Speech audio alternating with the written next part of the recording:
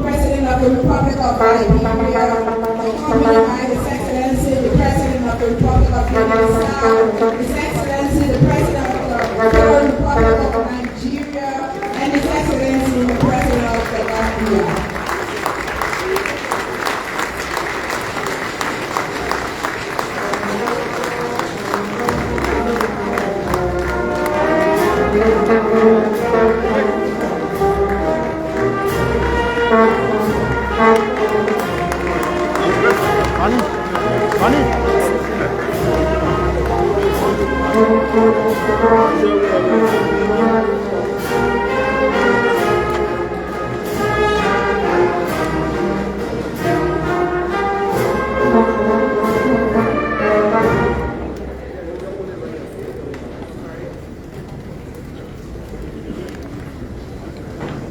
His Excellency, the President of the Republic of Guinea-Bissau, Chairman of the Authority of Heads of States and Government of ECOWAS, His Excellency, the President of the Federal Republic of Nigeria, His Excellency, President of the Gambia, other Vice President, Special Representatives of the Heads of States, Mr. Deputy Speaker and members of the House of Representatives, Mr. Chief Justice and Associate Justice of the Supreme Court, Mr. President pro tempore and members of the Senate, the National Orator 2022 Independence, the Dean and members of the Cabinet, heads of diplomatic missions and international organizations, members of the Council of CORE, heads of autonomous agencies and public corporation, our Queen Miss Liberia 2022, members of the ruling coalition for democratic change,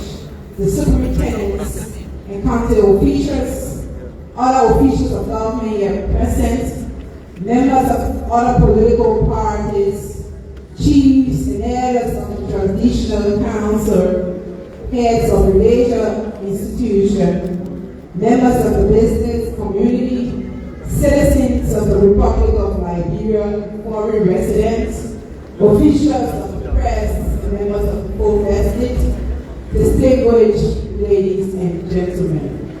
On behalf of His Excellency Dr. George Monrovia, President of the Republic of Liberia, we welcome Your Excellencies, distinguished ladies and gentlemen, to the celebration of the 175 independence anniversary of the Republic of Liberia under the theme, Fostering Unity, Protecting our Peace for Development and Prosperity.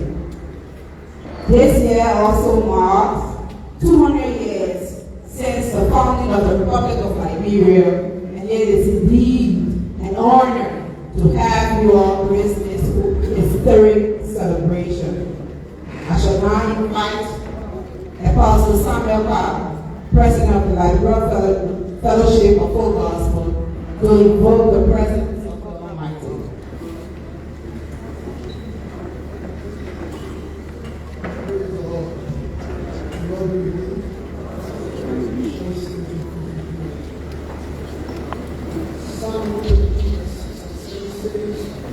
Pray for the peace of Jerusalem, they shall prosper the world. Peace be in the walls, prosperity in the valleys. Shall we pray? Lord, we have gathered this day to celebrate our 105 years of existence as a nation.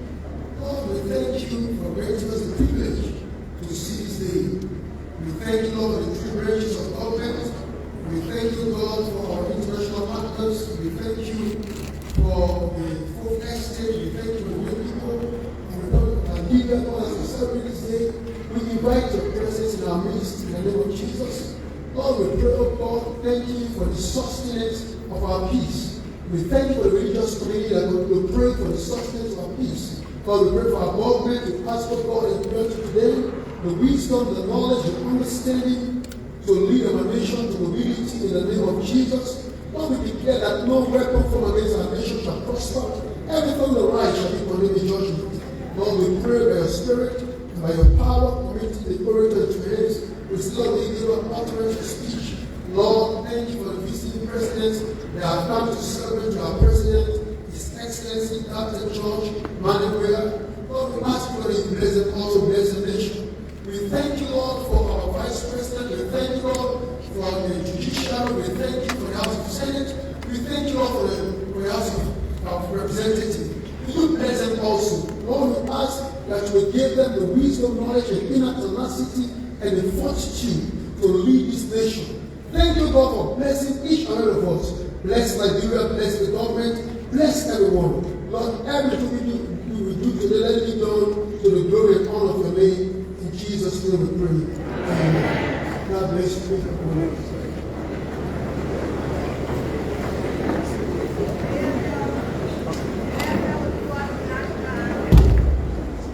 The national anthem by the AFL.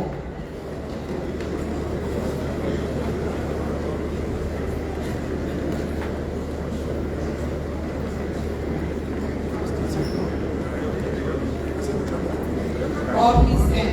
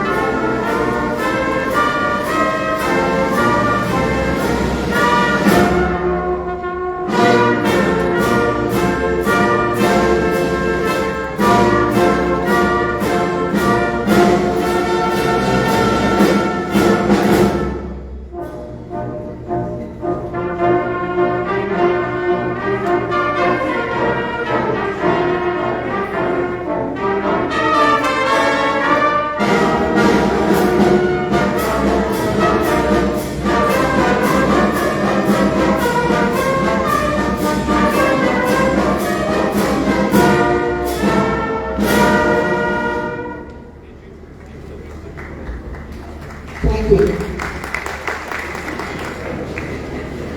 Honorable Florence Bradley, Superintendent Monrovia Liberia.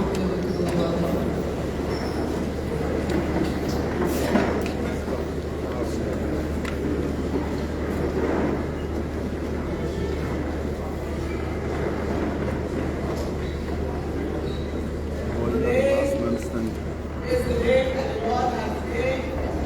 Let us rejoice and be glad in it.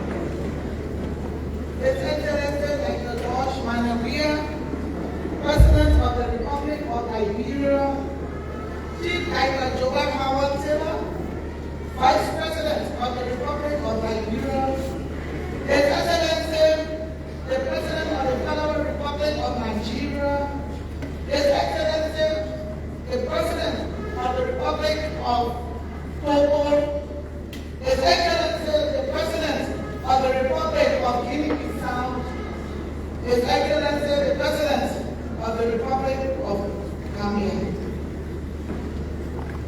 Honorable Deputy Speaker and honorable members of the House of Representatives, His Honor Chief Justice Francis Thomas and Associate Justices of the Supreme Court, Honorable Albert Chair, Pro Tempore, and honorable members of the Liberian House of Senate, Honorable Howard G. Diggs, National Orator, the Dean and members of the Cabinet, government officials here present, the Doyen, Excellencies, and members of the diplomatic and consular corps, heads of international organizations, former government officials here present, Honorable Monrovia K. Monu, National Chairman, Coalition for Democratic Change, and heads of political parties here present, the President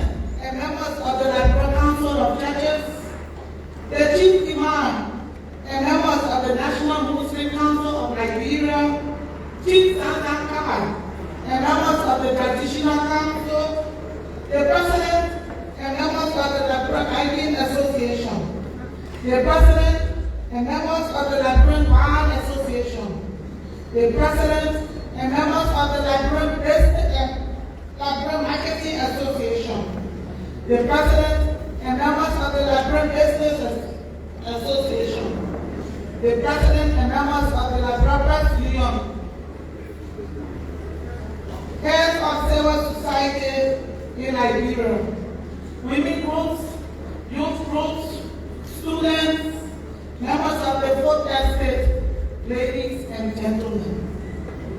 Fellow Liberians, as we celebrate today, let us first thank the Almighty God. And let us first thank the Almighty God for this great nation, Mama Liberia, the oldest African republic, as we celebrate 175 years of independence, with the theme fostering unity, protecting our peace for development and prosperity. We must be grateful indeed. This is the day when we were called to take responsibility as a nation. Let us be reminded that fostering unity is one of the fundamental ways for sustainable peace and development. Mr. President, we are enjoying peace today because your government, our government, the government of the people, under your leadership, is committed to protecting our peace, as this government sees peace as a key component to development.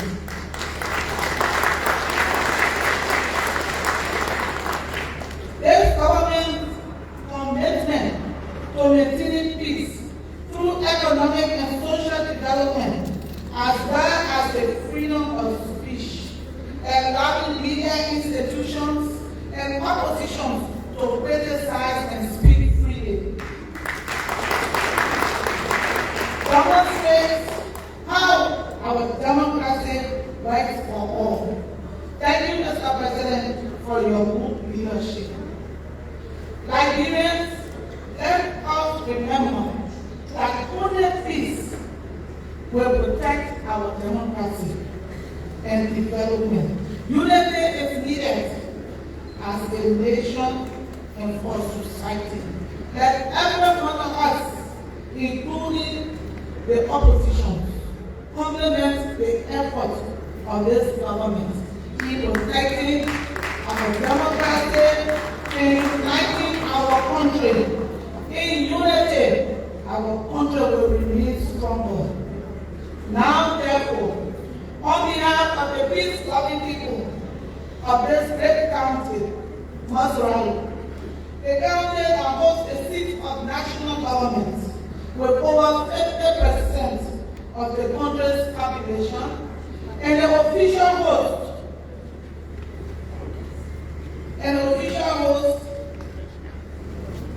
of this year's independence celebration, with the theme once more, fostering unity, protecting our peace for development and prosperity.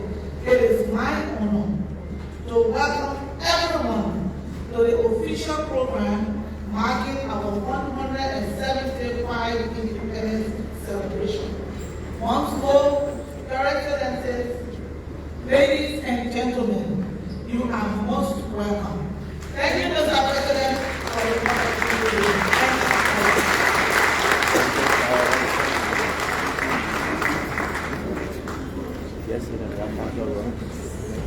Ms. Margaret David, student Judge Roberts, United Liberia High School.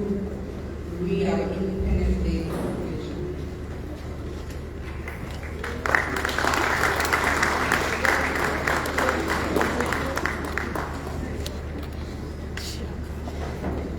A proclamation by the President. Whereas, in His infinite goodness and mercy, God has blessed and prospered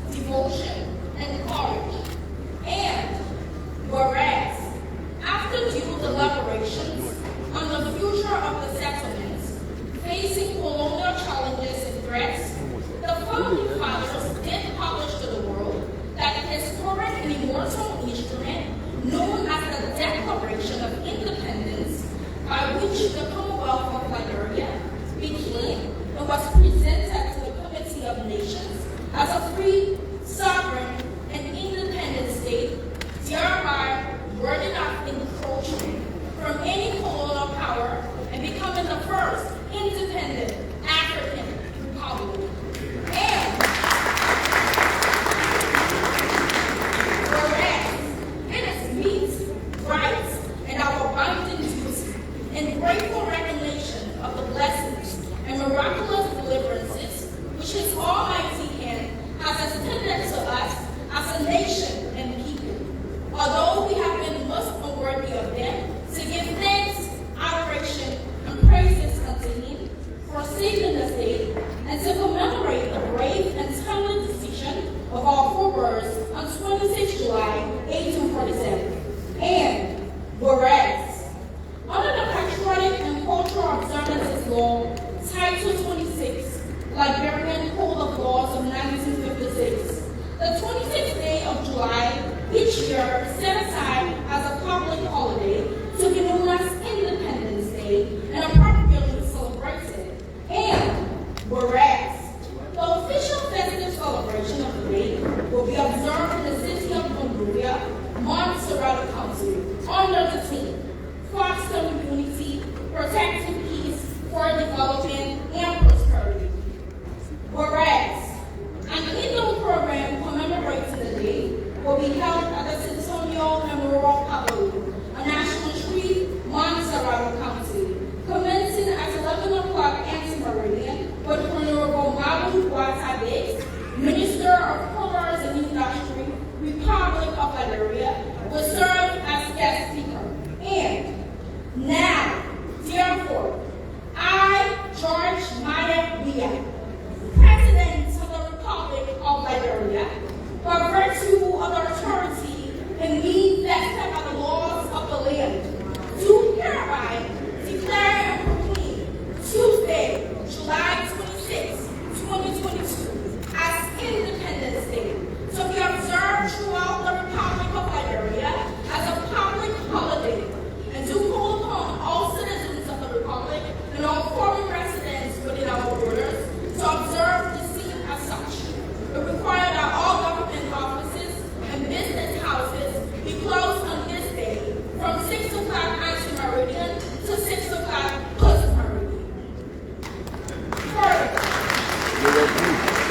as we go on, adjourn, invite, and request all citizens in solemn cooperation with all prelates, priests, deacons, evangelists, imams, elders, and other members of the sacerdotal order, regardless of religious creed, to gather together for one purpose in their respective places of worship in each city, town, village, hamlet, home, especially in the city of Monrovia, Monrovia County, on Friday, July 22nd, 2022, and Sunday, July 24th, 2022. And offer thanks and praises to God for His blessings showered upon us in past and present times, and beseech Him for His continuing goodness and beneficence towards all people and nations of the earth, especially the people of the Republic of Liberia. Given under my hand and seal of the Republic of Liberia, in the city of Monrovia, County of Montserrat, this 27th day of June, in the year of our Lord, 2022, and of the independence of the Republic, the 175th, Dr. George Maya Weah, President of the Republic of Liberia, by order of the President, Selma E. Dokan Sawyer, Mistress, Acting Minister of Foreign Affairs. Thank you.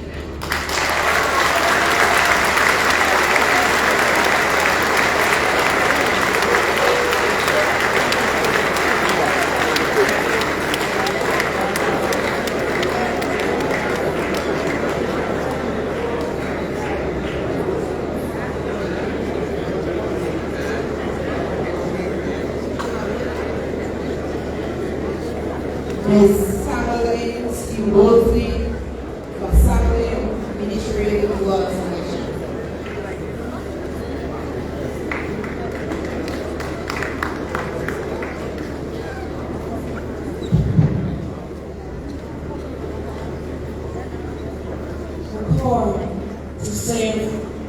Liberia. It's always a privilege. Grateful I am to be here today. I want to extend my heartfelt thanks and appreciation to His Excellency, Dr. George Monrovia. And I believe that God will use His Excellency, Dr. George Monrovia, to heal, save, and unite and develop our beloved country, Monrovia Liberia. This piece right here is a familiar song, and I pray that it be a blessing to us all. If you believe and I believe, and we together pray, the Holy Spirit will come down, Liberia will be saved. If you believe and I believe, and we together pray, the Holy Spirit will show up, Liberia will be saved. Liberia will be saved. Liberia will be saved. The Holy Spirit will come down. Liberia will be saved. Liberia will be free. Liberia will rise again. The Holy Spirit will come down. Liberia will be saved. The Holy Spirit will come down. Liberia will be saved. So Lord, Liberia, Bethlehem, this home of glorious liberty, by God's command. This home of glorious liberty, by God's command. Lord, Liberia, Bethlehem, our home of glorious liberty, by God's command. Our home of glorious liberty, by God's command.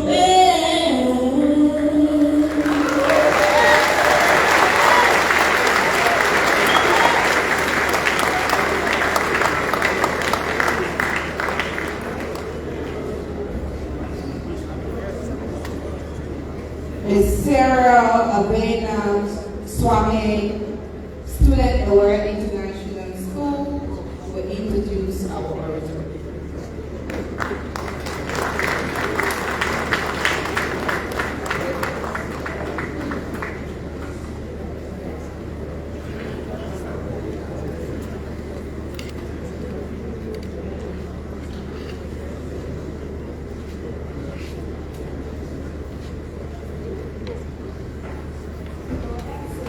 Dr. George Monrovia, President of the Republic of Liberia,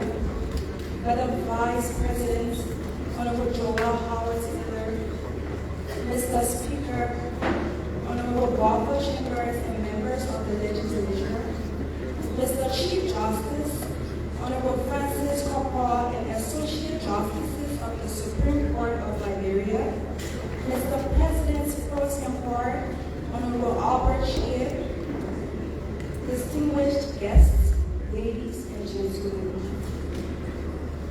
I am so very elated to stand here today to introduce to Liberia and the world a dynamic and enthusiastic woman of great feat. A woman who has and is still excelling at such a young age. A woman who we all as young people should get to know and learn from her own experience. The national artist this year was born in 1982 in Monrovia and spent some of her formative years in the United States of America, but came back to Liberia to complete her high school education at the College of West Africa. She holds a bachelor's degree in environmental policy from the renowned College of Southern Virginia, and a Master of Education degree with specialization in consular education from the Princeton University.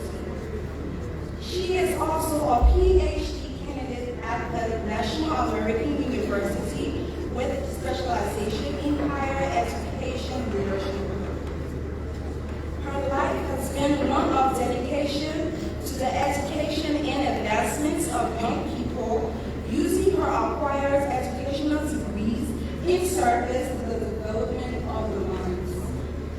Our national auditor answered the call of duty to serve her government and people in 2018 first with the National Commission on Higher Education, where she introduced policies to ensure that institutions of higher learning consider more marketable courses in their curriculum to enable graduates match the studies with the job market.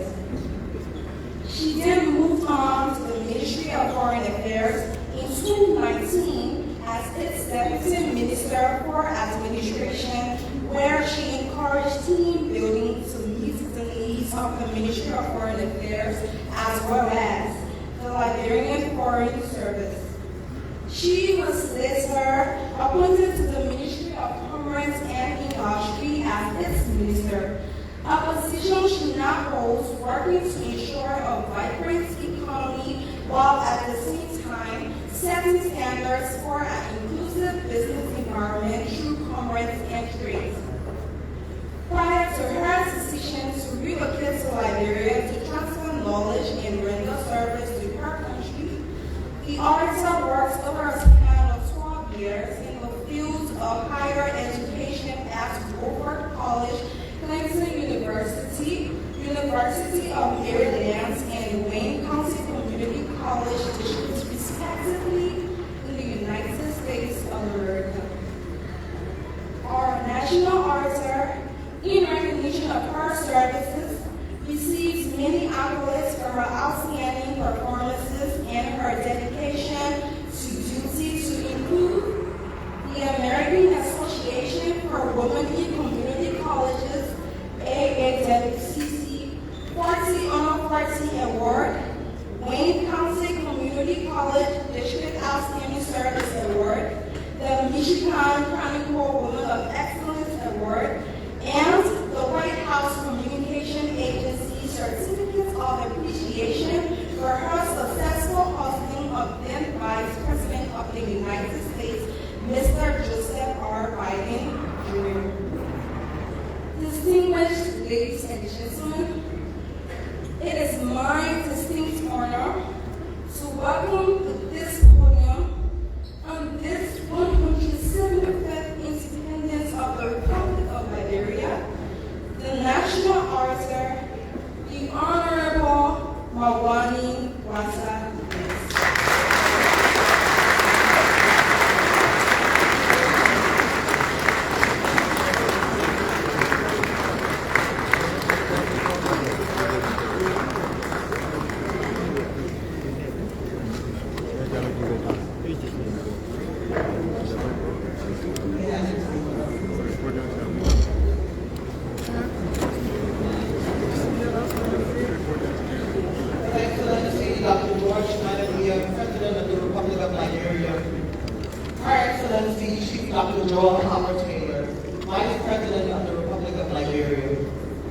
Honorable J. Funati Kofa, Acting Speaker, and members of the House of Representatives. His Honor Francis Copper, Senior Chief Justice and Associate Justice of the Supreme Court. Honorable Albert Shea, President Pro Tempore, and members of the Senate. His Excellency Umaro Sissoko Imalo, President of the Republic of Guinea-Bissau, and Chair of the Authority of ECOWAS Heads of State and Government. His Excellency Muhammadu Buhari, GCFR, President of the Federal Republic of Nigeria. His Excellency Adama Barrow, President of the Republic of the Gambia. Honorable Diomande Babondo, Minister of Interior and Security of the Republic of Cote d'Ivoire. Dean and colleagues of the Cabinet, Dean and members of the Diplomatic Corps, officials of government, women and girls of Liberia, members of the religious community, chiefs, elders, and members of the Traditional Council, former officials of government, foreign guests, business leaders, market women, petty traders, students, members of the Fourth Estate, my fellow Liberians, distinguished ladies and gentlemen.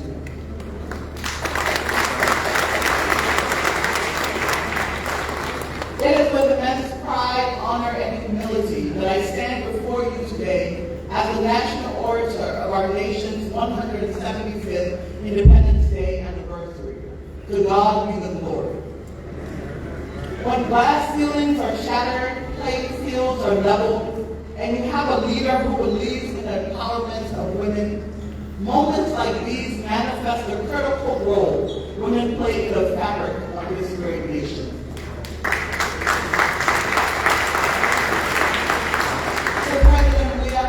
I say thank you. Thank you for continuously ensuring that women have a seat at the table and a voice in the transformation.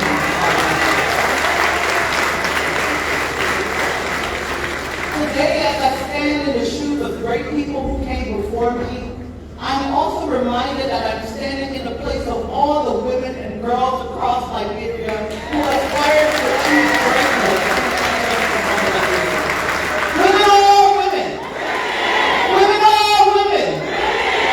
Our time is now.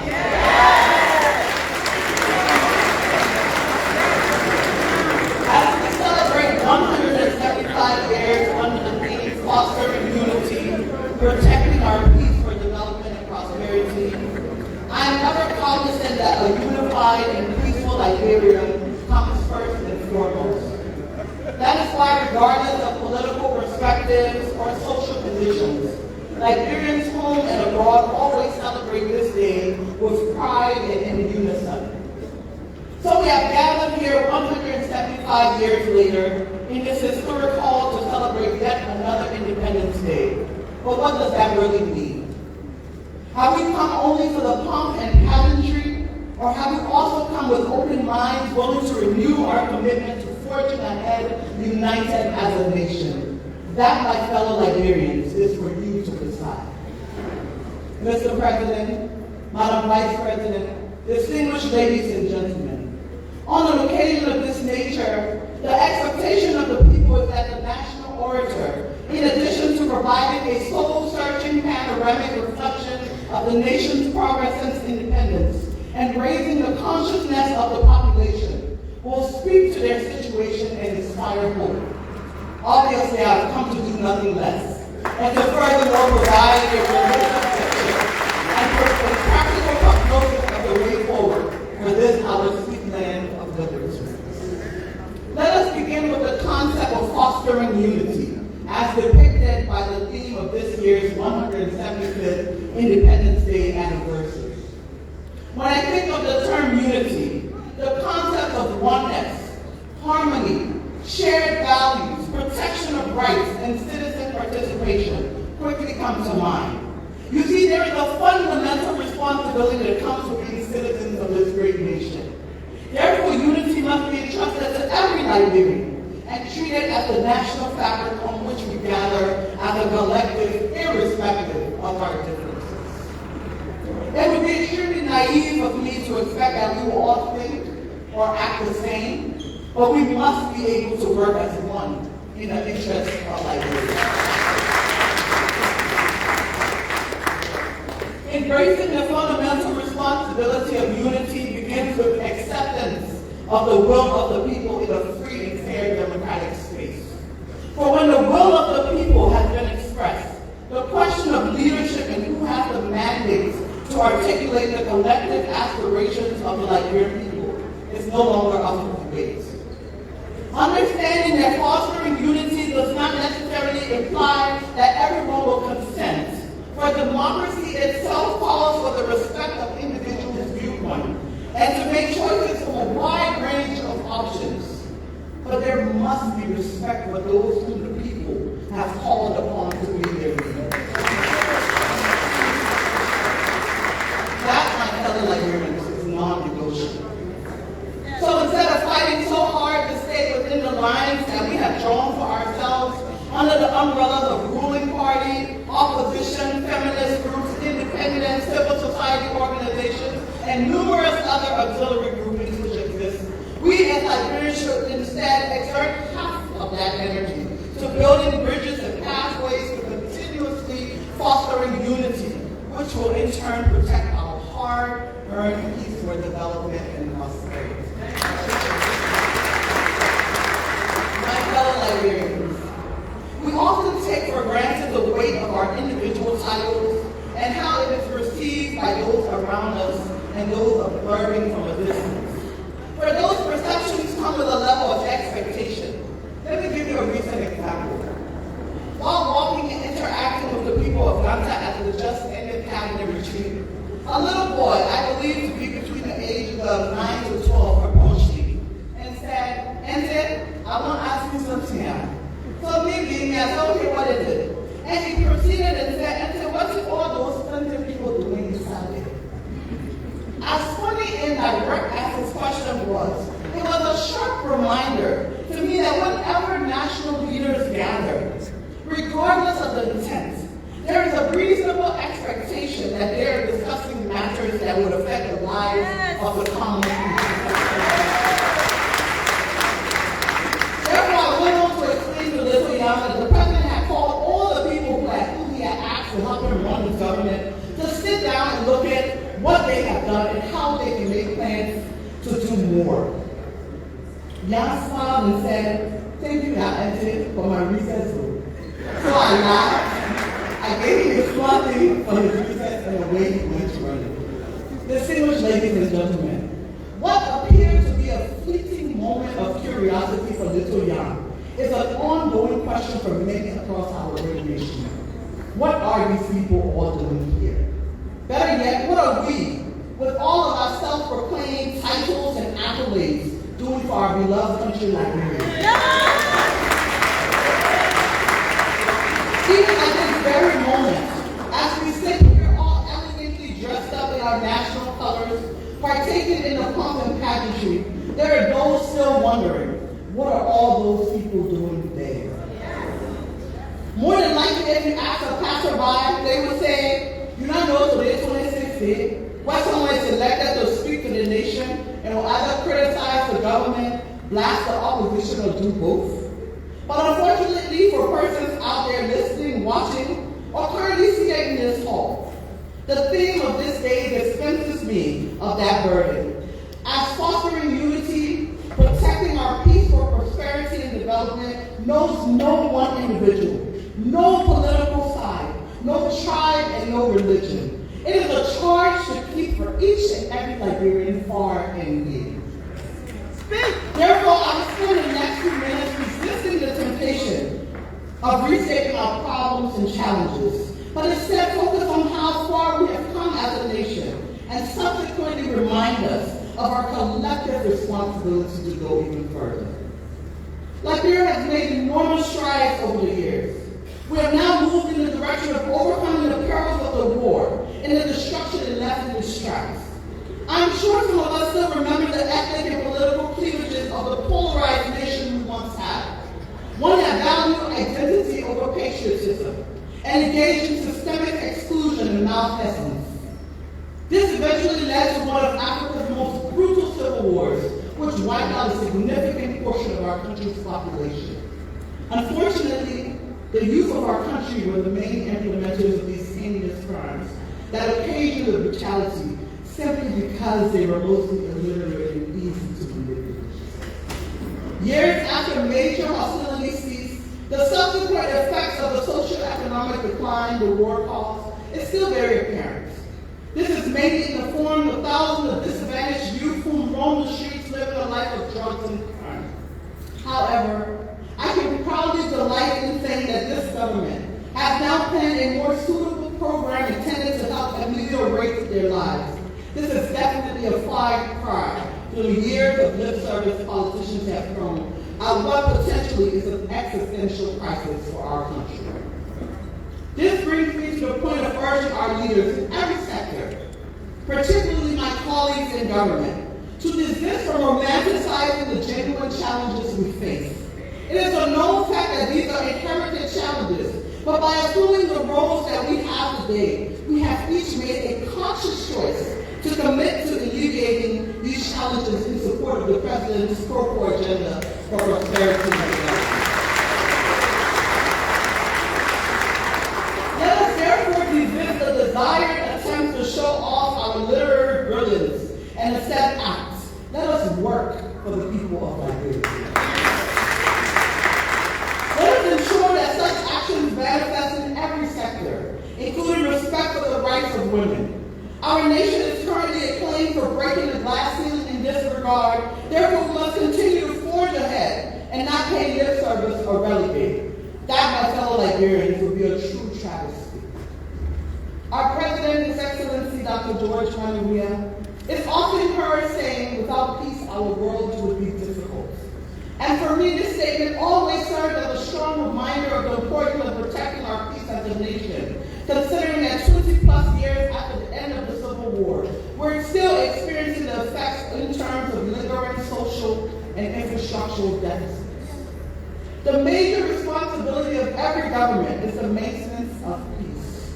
For us in Liberia, this is an uncompromising common good. No democracy can thrive, no development can take place, and the welfare of the citizenry cannot be served if peace is not guaranteed. Therefore, the maintenance of peace is not solely the responsibility of the governments in power. The opposition has such equal responsibility as does each and every Liberian citizen, including foreigners residing within the borders of our nation. My fellow Liberians, peace is a prerequisite for development as a whole because it creates an enabling environment for the fundamentals of societal progress, which are infrastructural development, free market structures, and the rule of law. When there is an absence of peace, key sectors such as education and health break down. Critical systems to enable nationwide development all crumble.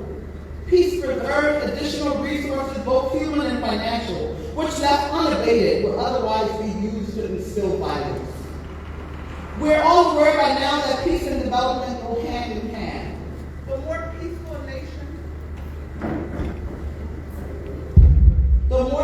a nation, the more prosperous, stable, and developed it shall be. For the many years of civil conflict, all my generation witnessed was sustained destruction of properties, loss of lives, a tarnished national image, and lowering of our self-esteem. This left many to wonder if development could ever take place amidst all these conditions. Nevertheless, Liberians demonstrated a strong will, a nationalistic spirit, courage in the face of unsurmountable challenges, and set aside their differences to choose peace over conflict, which allowed our nation to move forward. With the fresh air of peace over the land, our democracy was restored and the rebuilding of our nation commenced. Peace, my fellow Liberians, is not and has not been the absence of war or violent conflict. Rather, it is the presence of a fully functioning society which provides opportunities and equal participation in the national space. There is peace when development is in every form is spread to every nook and cranny of Liberia. There is peace when access to education is a matter of rights and not privilege. There is peace when health care is accessible to all by the increased number of medical facilities and referral hospitals beyond the capital city. There is peace when Liberians, regardless of location and medium, can freely express themselves without having to fear for their lives. Oh yes, there is peace when there is equal participation in the political landscape of the country, where the mandate and choices of the people are respected. And because there is peace, we're experiencing waves of development across the country. Whether you and I choose to acknowledge it or not, the development is quite visible. But since the Constitution reserves the right for only the President to deliver the State of the Nation, where he would detail said ways of development, I will refrain from abrogating that authority and stick to my task of reminding us about fostering engagement, protecting our peaceful development and prosperity. Distinguished ladies and gentlemen, at 175 years of independence, our country is still challenged in many regards. This is not what we are proud of, but neither are we ashamed. With every challenge comes the opportunity for Liberians to demonstrate true patriotism and sincere love for country. Our political history reminds us that Liberia was a founding member of many international and multinational organizations. The challenges that faced the world then, which necessitated the formation of such organizations, are still confronting the world today, and Liberia is no exception. Prosperity and development resonates from sound leadership, uncommon vision, bringing citizens along in the governance process, fiscal probity, zero tolerance for corruption, and accountability. Nevertheless, prosperity and development is not achieved overnight, nor are they instantaneous outcomes. They are outcomes of bold leadership and prudent decision-making, which brings me to the not-so-favorable topic of modus operandi in terms of donor support in the form of direct budget support or donor-implemented projects. Mr. President, Madam Vice President, distinguished ladies and gentlemen, as we actively engage in the development of our country, I believe it is now time that we sit as partners and fully examine the impact of these donor-sponsored loans and grants in order to assess the true impact on the lives of our country. What goes into deciding how projects are determined or selected? Where and what part of the country are those projects implemented? And under whose authority are those monies expended? Let me boldly say that in terms of addressing governance and accountability concerns, we have done everything as a nation, from changing governments to fighting a senseless war, firing ministers and heads of agencies, voting new members of legislature. But yet the one thing that remains constant is the mode of operation of donor funding, regardless of the government in power or the lack of tangible impact. This must change. Accountability must be on all sides. If we were to pause for a moment and request the dollar value of the total amounts in donor funding over the last decade or two, whether in the form of loans or grants, I'm certain it would be several billions of dollars.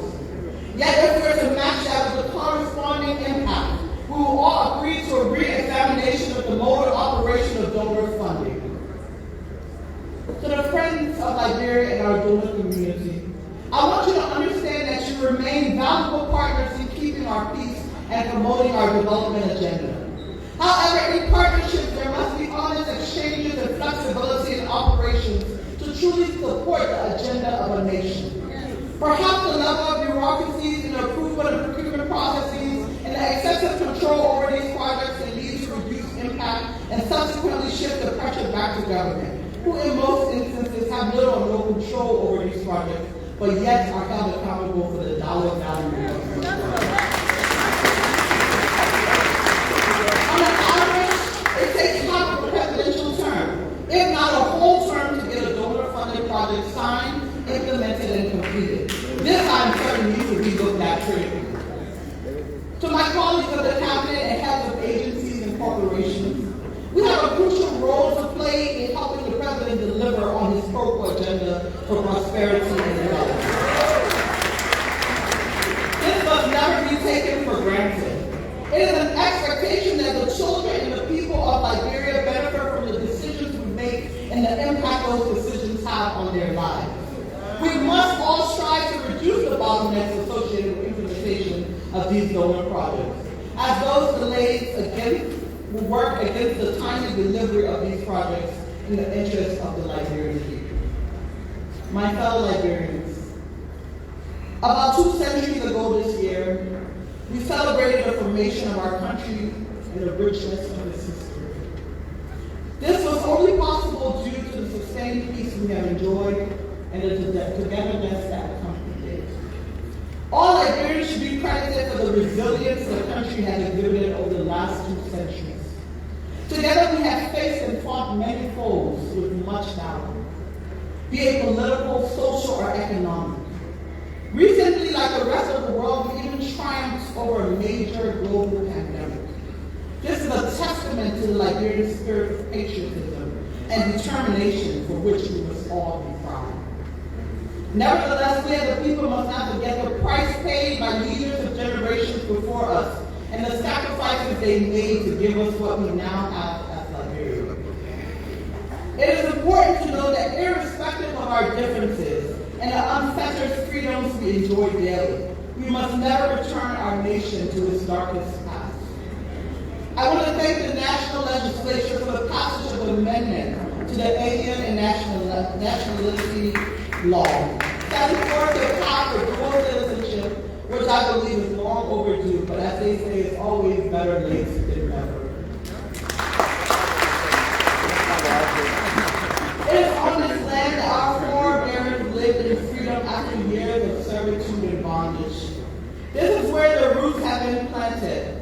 Although the last few decades brought with it political, social, and economic crises, giving rise to the exodus of some of our compatriots, they have never ceased their support and love for the motherland. They say home is where the heart is. This is indeed the land of return for all Liberians. Once a Liberian, always a Liberian. No law should have to separate brothers from brothers.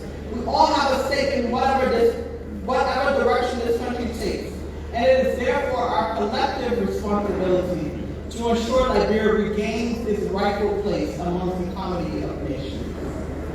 It is with this charge that I feel an obligation to address how we, as individual citizens, portray our nation to the outside world. What we say matters, but most importantly, what we do is what will ultimately make the difference. Honestly, it is quite simple to sit behind a computer, or better yet, call into a radio or online show to spew negatives about Liberia. But let me tell you this today. Such actions do not demonstrate strength, courage, or love for nation. Quite the contrary. It demonstrates weakness, arrogance, and lack of patriotism in face of opportunities to engage and make an impact in the world. Today is about fostering unity, protecting our peace for development and prosperity. And as the good book reminds us, there is a time for everything under the heavens. So we as a people must learn to be patriotic, even while we're waiting for our time. Patriotism is defined as the feeling of love, devotion, and sense of attachment to one's country. My fellow Liberians, can we confidently say we are patriotic? Because at times I do wonder if we as Liberians truly understand what it means to be patriotic. 175 years of independence and 200 years of existence requires a different level of boldness. So let me take a moment to address our self-proclaimed social media and talk show heroes who are constantly disguising self-dignified arrogance.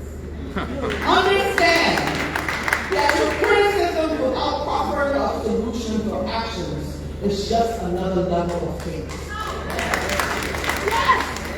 So as you use your individual platforms to point out the ills of our Liberian society, I challenge you to demonstrate your love for country by not just words, but also actions that make a difference in the lives of everyday Liberians.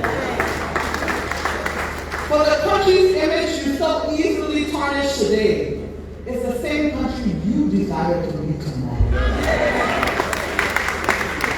So for the sake of the love for nation as proclaimed, let us unite in the midst of our differences and move Liberia forward so that if you are ever given an opportunity to lead, you will inherit a wholesome nation.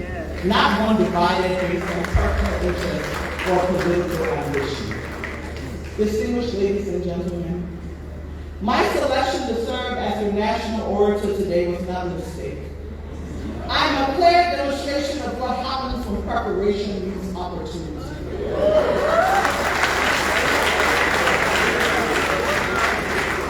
I proudly stand here today as a 39-year-old, highly educated single mother who challenged herself to leave her homeland, prepared both educationally and professionally to return home and contribute to her nation.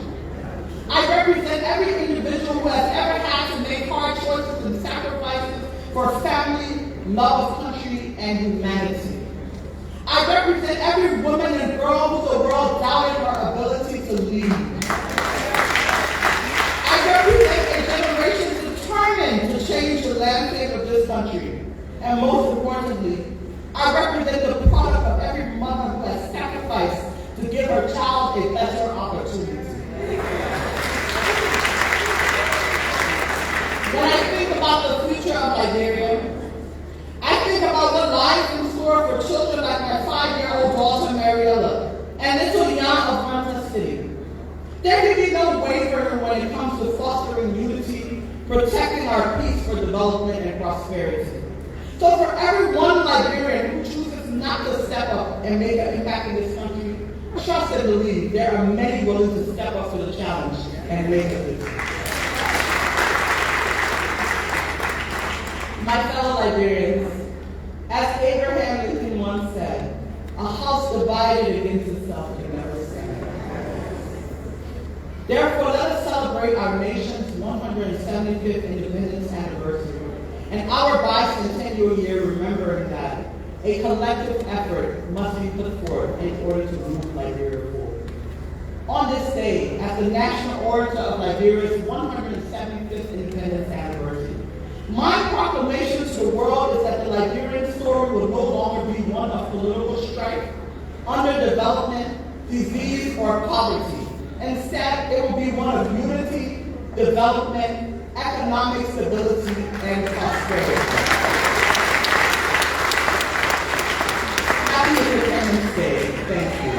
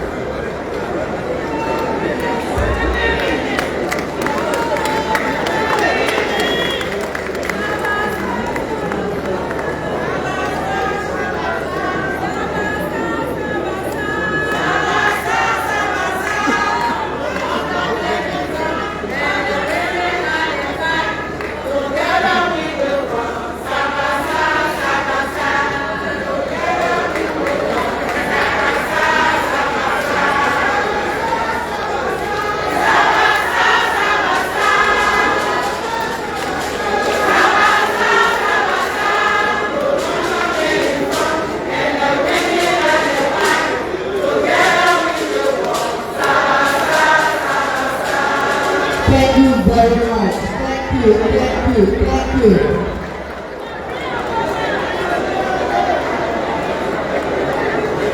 Thank you very much. Citation.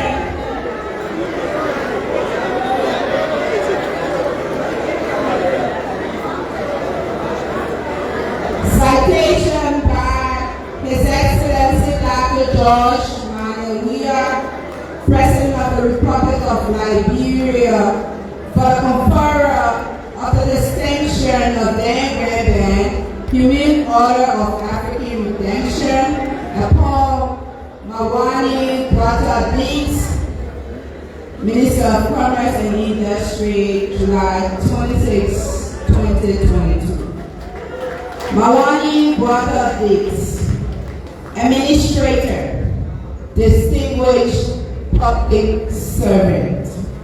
You were born on July 29, 1982, onto the union of Mr. Lionel Dix and Mistress Kameta Dix in Monrovia, Liberia. You began your early childhood education at the St. Peter's Lutheran School in Monrovia before moving to the United States, where you attended the Rolling Terrace Elementary School and the Eastern Middle School, respectively, in the state of Maryland. You subsequently returned to Liberia and enrolled at the J.J. Roberts United Methodist School and later the College of West Africa, where you obtained your high school diploma in 1999. You traveled back to the United States of America and were admitted to the Rocknell College in Salem, Virginia, graduating with a bachelor's degree in environmental policy in the year 2006. You became active in student activities, serving as president of the student government. You were a chapter member of the college chapter of Delta Sigma Theta sorority. You went on to obtain a Master of Education with specialization in consular education and graduated in 2009 from the Clemson University in South Carolina. You are currently a PhD candidate at the National American University with specialization in higher education leadership. Prior to returning home to Liberia to be of service to your beloved homeland through your functions in the government of Liberia, you worked for a span of 20 years in the field of higher education at Wofford College, Clemson University, University of Maryland, and Wayne County Community College District. You thereafter moved to Detroit in 2011, where you became the president and chief academic officer of the Eastern Campus in Michigan's Wayne County Community College District. In your role as president and chief academic officer, Eastern Campus Wayne Community College District, you planned, organized, coordinated, developed, directed, administered, and validated student services and instructional programs, resources, and activities for approximately 24,000 credit and non-credit students. You provided leadership in areas involved in the delivery and administration of comprehensive programs and executed a direct operational budget of US $1,500,000 and supervised 750 full-time and part-time employees. You are a recipient of the American Association for Women in Community Colleges Awards, Honor 40 Awards.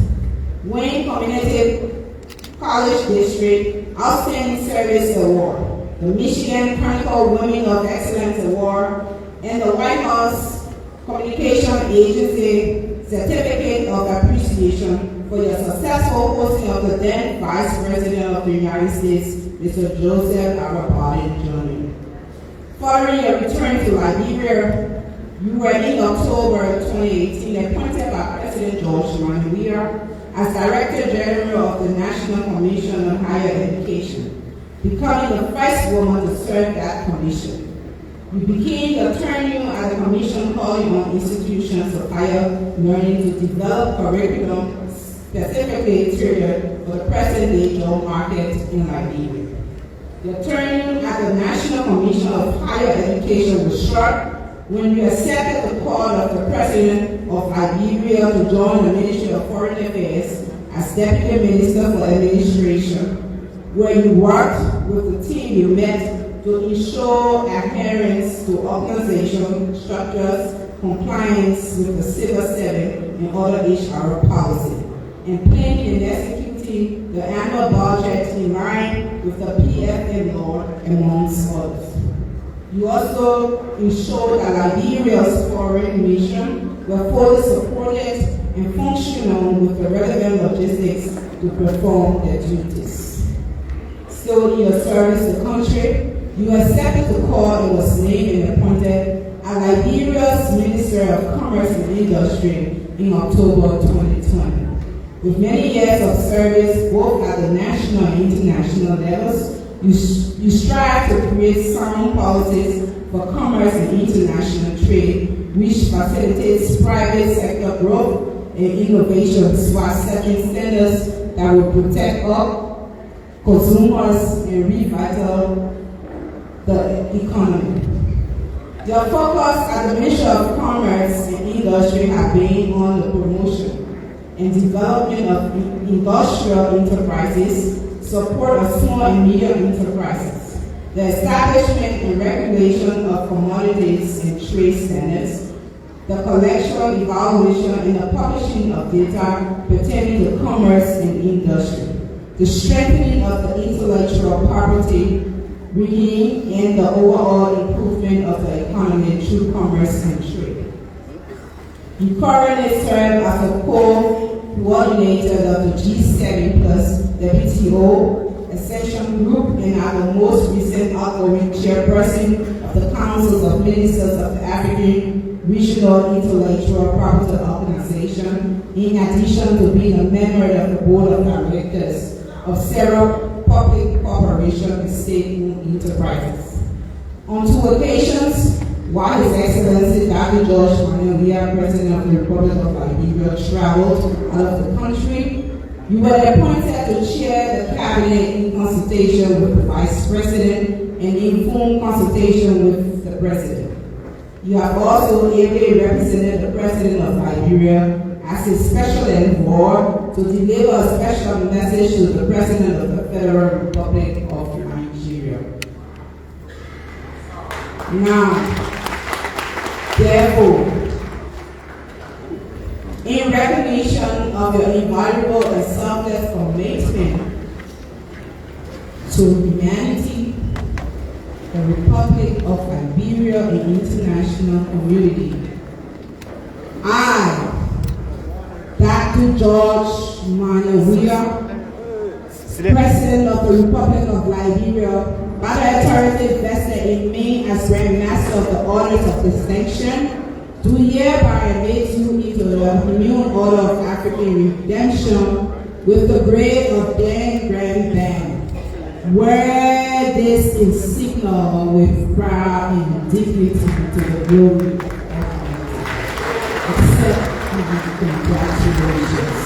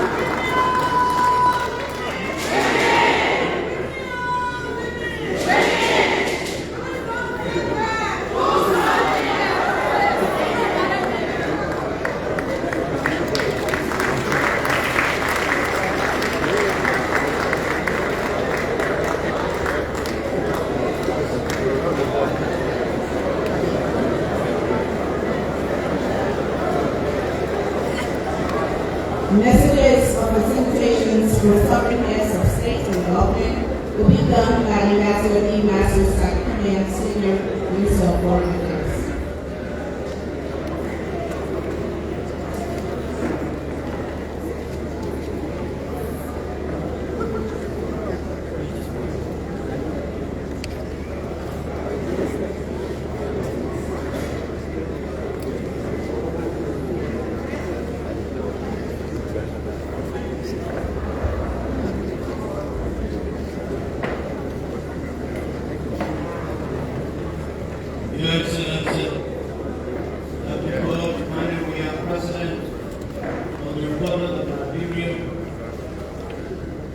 His Excellency Umaru Sissoko Mbalo, President of Guinea-Bissau and Chair of the Authority of ECOWAS, Heads of State and Government, His Excellency Muhammadu Buhari, President of the Federal Republic of Nigeria, His Excellency Adama Barrow, President of the Republic of the Gambia, Honorable Chief Dr. Joel Howard Taylor, Vice President of the Republic of Liberia,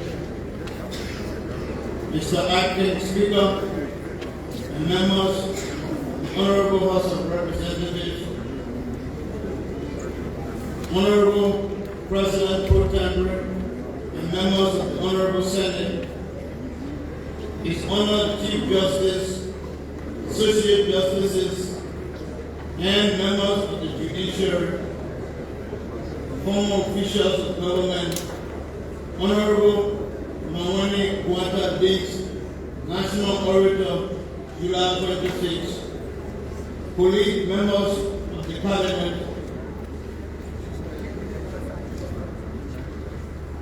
General Giovanni Magondo, Minister of Interior and Security, and Special Representative of His Excellency Mr. Alassane Ouattara, President of the Republic of Cote d'Ivoire, Honorable Jefferson Kamakoji, Lord Mayor of the City of Monrovia, Honorable Florence Brandley, Superintendent of Monserrate County, Honorable Morbaki Muru, Chairman and the Governing Council of the ruling Mighty Coalition for Democratic Change, political and business leaders, other officials of government, the doyen and members of the diplomatic corps, heads of the United Nations and international organizations, chiefs and elders of the Traditional Council of the Republic of Liberia,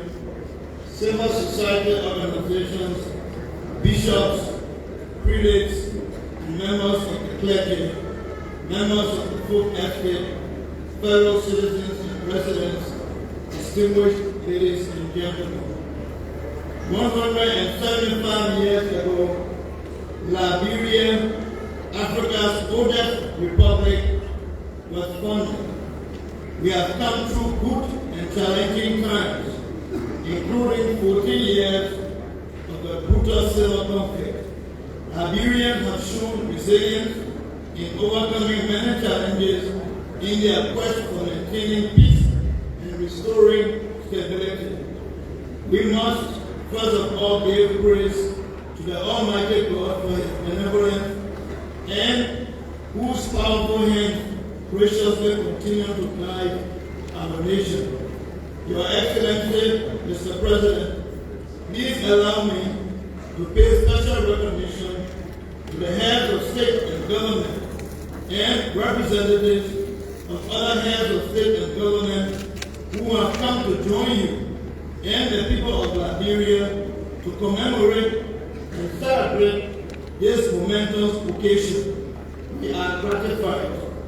Consequently, and concomitant with this high demonstration of goodwill, the following sovereigns, heads of state and government, and heads of regional and sub-regional organizations have joined in transmitting messages of felicitation to you, Mr. President, your government, and the Republic of Liberia.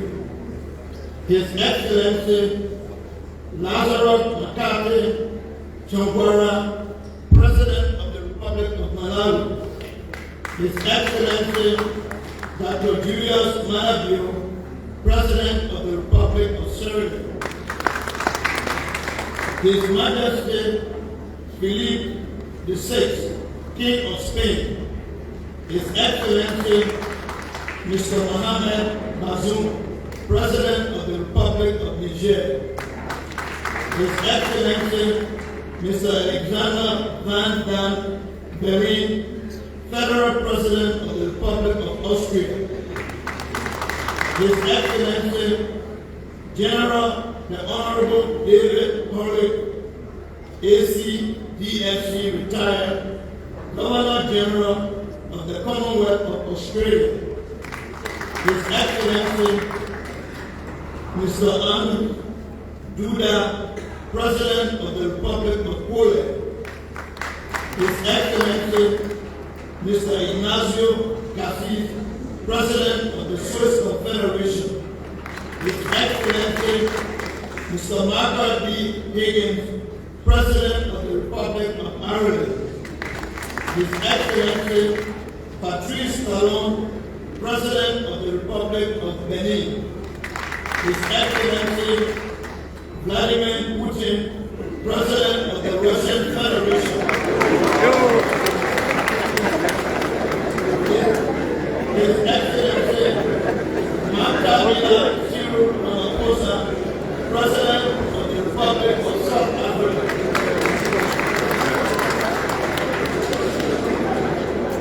The Honorable Joseph Aaron Biden Jr., President of the United States of America. Her Excellency Madam Halima Yacoub, President of the Republic of Singapore. His Holiness Pope Francis, Head of the Vatican. His Excellency Joko Widodo, President of the Republic of Indonesia. His Excellency Mr. Miguel Dan Canel Memundez, President of the Republic of Cuba. His Excellency Fua Isozina Yasemi, President of the Republic of Togo. His Excellency Mr. Xi Jinping, President of the People's Republic of China. Her Majesty Queen Elizabeth II, Queen of the United Kingdom. His Excellency Milo Zeman, President of the Czech Republic. His Excellency Mr. Alassane Ouattara, President of the Republic of Cote d'Ivoire. His Excellency General Michel Aoun, President of the Republic of Lebanon. His Excellency Abdel Fattah al-Sisi, President of the Arab Republic of Egypt. His Excellency Mr. Antonio Guterres, Secretary General of the United Nations. His Excellency Dr. Omar Aliou Touré, President of the ECOWAS Commission, who chairs us. His Majesty Carl Gustaf R., King of Sweden. His Excellency Mr. Emmanuel Macron, President of the French Republic. His Excellency Mr. Macky Sall, President of the Republic of Senegal. His Excellency General Prayut Chan-o-Cha, retired Prime Minister of the Kingdom of Thailand. His Excellency Marcelo Rebelo de Sousa, President of the Portuguese Republic. His Majesty Hamad bin Asad Al Khalifa, King of the Kingdom of Bahrain. His Excellency Abdi Maldi G. Tebboune, President of the People's Democratic Republic of Algeria. And Right Honorable Mr. Sheikh Bahadur Juba, Prime Minister of Nepal. Mr. President, distinguished ladies and gentlemen, these are leaders that have sent messages of congratulations. As we speak, messages continue to pour in from other world leaders. We now have the distinguished honor to do recognition of special guests attending the Independence Day celebration 175th, along with Your Excellency, Mr. President. His Excellency Umaru Sissoco Embalo, President of Guinea-Bissau and Chairman of the Authority of Equatorial and State and Government.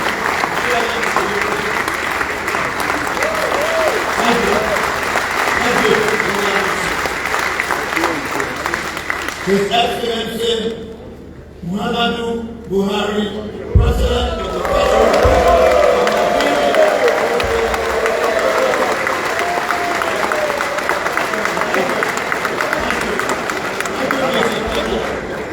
Thank you, Mr. President. We continue to salute you and the great people of Nigeria, Mr. President, for your invite to play in this country and brought us peace.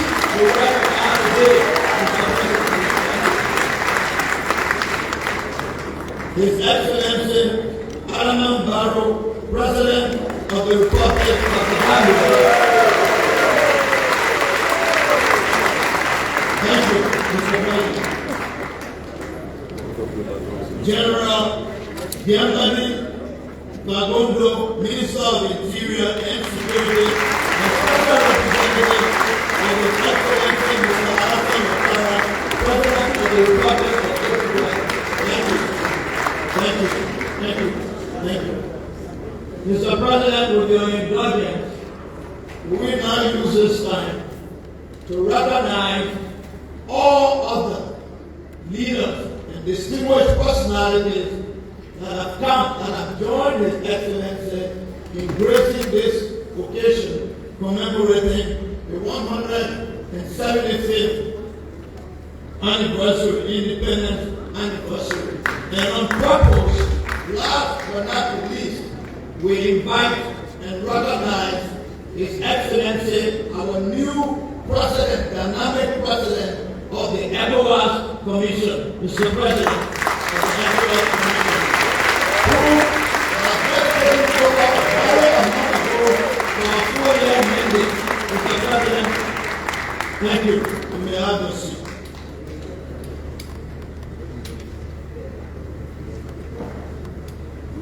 Her Excellency, the Foreign Minister of Senegal, representing the President, is in the group. Mr. President, I now have the distinguished honor to call His Excellency Muhammadu Buhari, President of the Federal Republic of Nigeria, to make a special remark. Mr. President.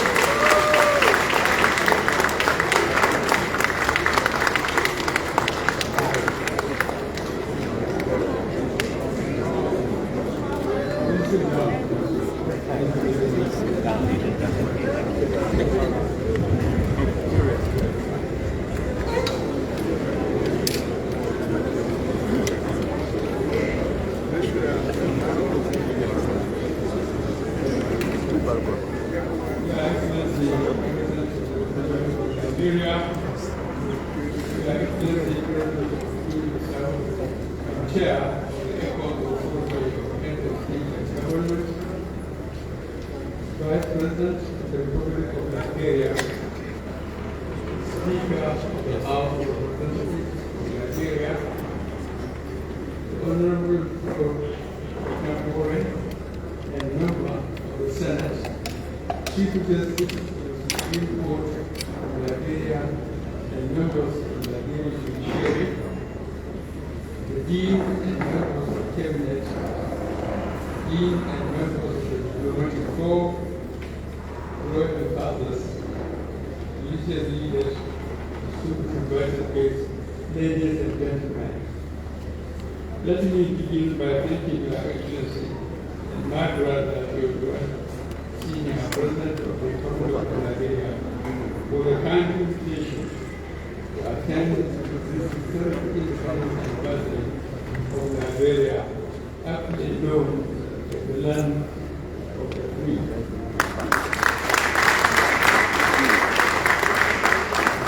On July 26, 1847, our country became the first nation in Africa to gain her independence from American colonial liberation society. On behalf of myself, government and people of the Federal Republic of Nigeria, I convey our warmest congratulations to Your Excellency, government, and people of Nigeria for commemorating this landmark.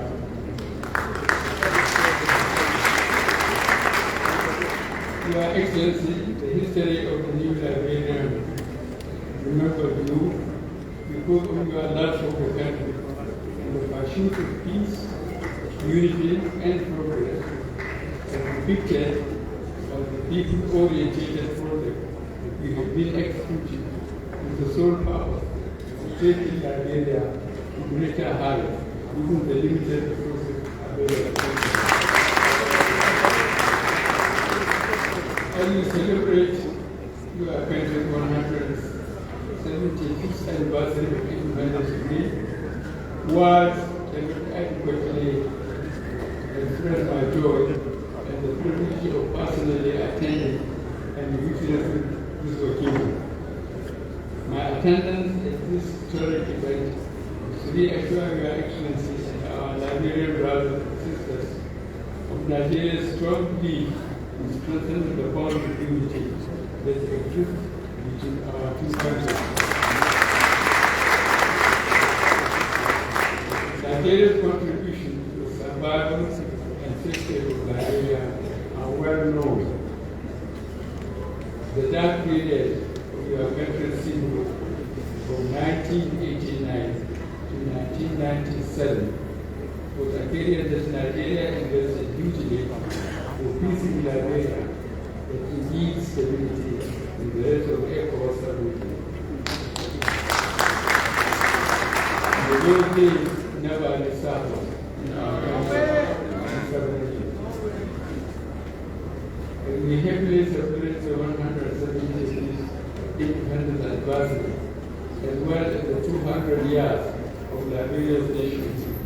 It is appropriate to underscore that so much concerted efforts are still needed for sustainable development and growth of Liberia. Your Excellency's policy of development launched in 2018, as well as the recently launched Youth Empowerment Program, targeted at comprehensively addressing the problems of youth restlessness in Liberia, and equally aimed at rescuing the disadvantaged youth, those in local talents, from drug addictions and other forms of social vices, and transforming them into useful members of the Liberian society are clearly very appropriate policies to lift up the most vulnerable in Liberian society. Your Excellency, permit me to assure you and all Liberians that Nigeria is a good partner and an incredible ally who will continue to support you in these efforts within the limits of our state. This brings forward the need for strengthening and broadening the levels of collaboration and cooperation between our two countries, both bilaterally and multilaterally within the ECOWAS, African Union, and the United Nations, in order to adequately tackle the common national, sub-regional, and global challenges. Your Excellencies, distinguished guests, I would like to use the opportunity of this event to address an important issue affecting three countries in the ECOWAS region: Liberia, Nigeria, and Sierra Leone.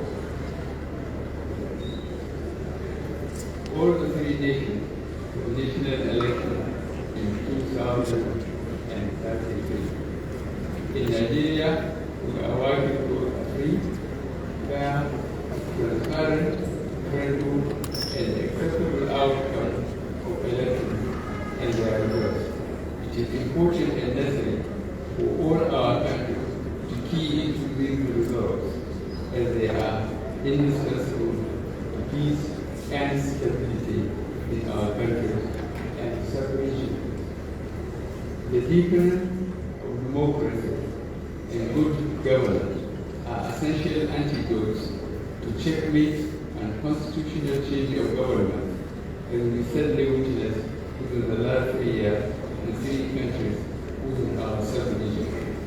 We must strengthen our effort to guarantee the irreversibility of democracy in our sub-region and Africa. I wish to conclude by once again congratulating Your Excellency and the people of Liberia very warmly on this anniversary of your national independence, and pray for peace, stability, development, and growth in Liberia beyond another 175 years. I thank you all for listening.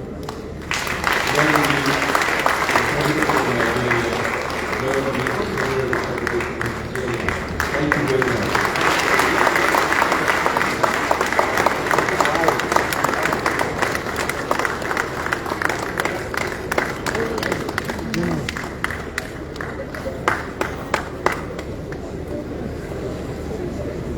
Thank you, Excellency President Buhari.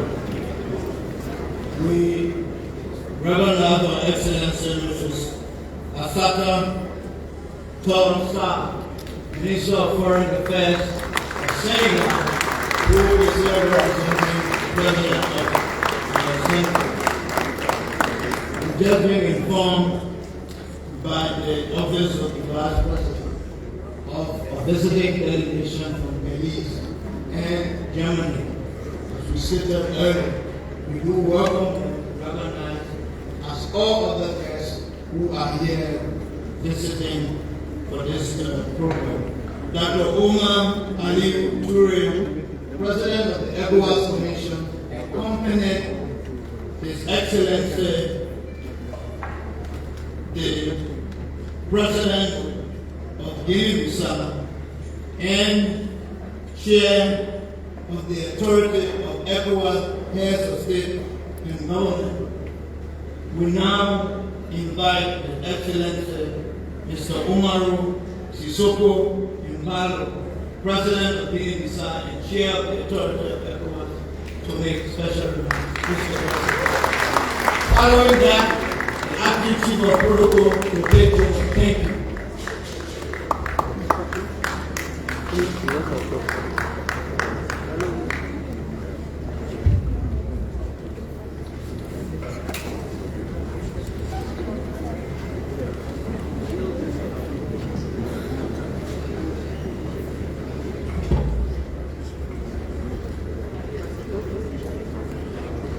Now President Monrovia Liberia, Green President John Ware, President of Liberia, em nome do povo de Guiné-Bissau e da representação do chefe de Estado do governo de Senegal.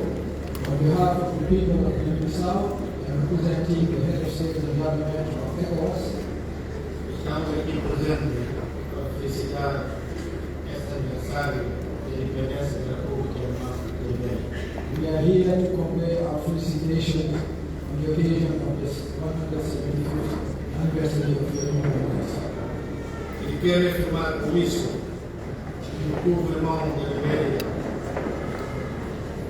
é um povo que nos une, que nós temos essa responsabilidade. I would like here and now to reaffirm our attachment to the people of Liberia, the people to which we are very tightly close as brothers and sisters.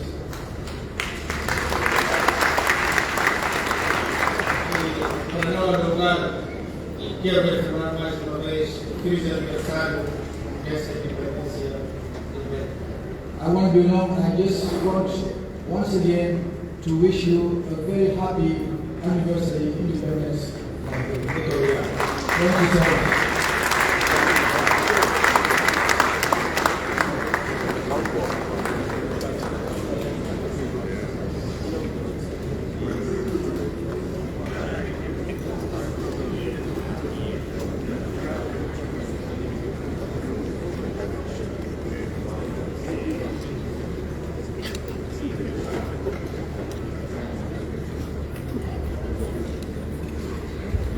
Mr. President, thank you for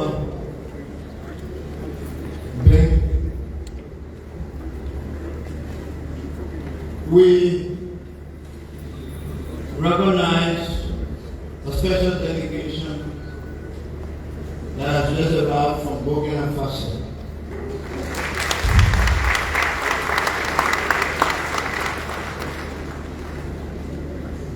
We also, as protocol is dynamic, and as it dictates with the update, we now have the honor of inviting another colleague of His Excellency President Weah, His Excellency Mr. Adama Barrow, President of the Gambia, to be recognized. Mr. President.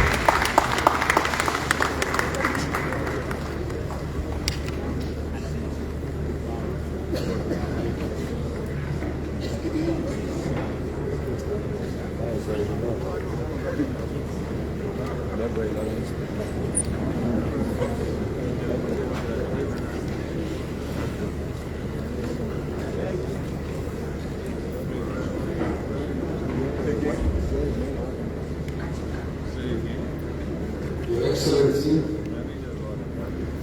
President George Mani Weah, President of the Republic of Liberia. Your Excellency, Vice President of the Republic of Liberia, the Speaker of the House of National Assembly,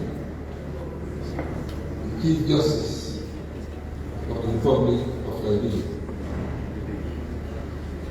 Colleagues, Excellencies, President Umar Yusuf Omar, our own senior brother, President Muhammad Buhari, President of the Republic of Nigeria.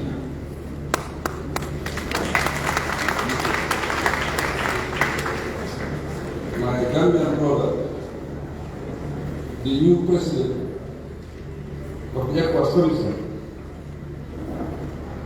Mr. Umar Toure, Dr. Umar Toure. Distinguished personalities, ladies and gentlemen, I congratulate Your Excellency, President George Mani Weah, the government and the people of Liberia, most heartily on the auspicious occasion of your country's 175th independence anniversary. It is indeed with great honor and joy that I am here at your kind invitation as special guest on this historic event. Distinguished ladies and gentlemen, I have noted with appreciation the theme of this celebration, fostering unity, protecting our peace for development and prosperity. It's not only relevant, but also quite suitable for the occasion.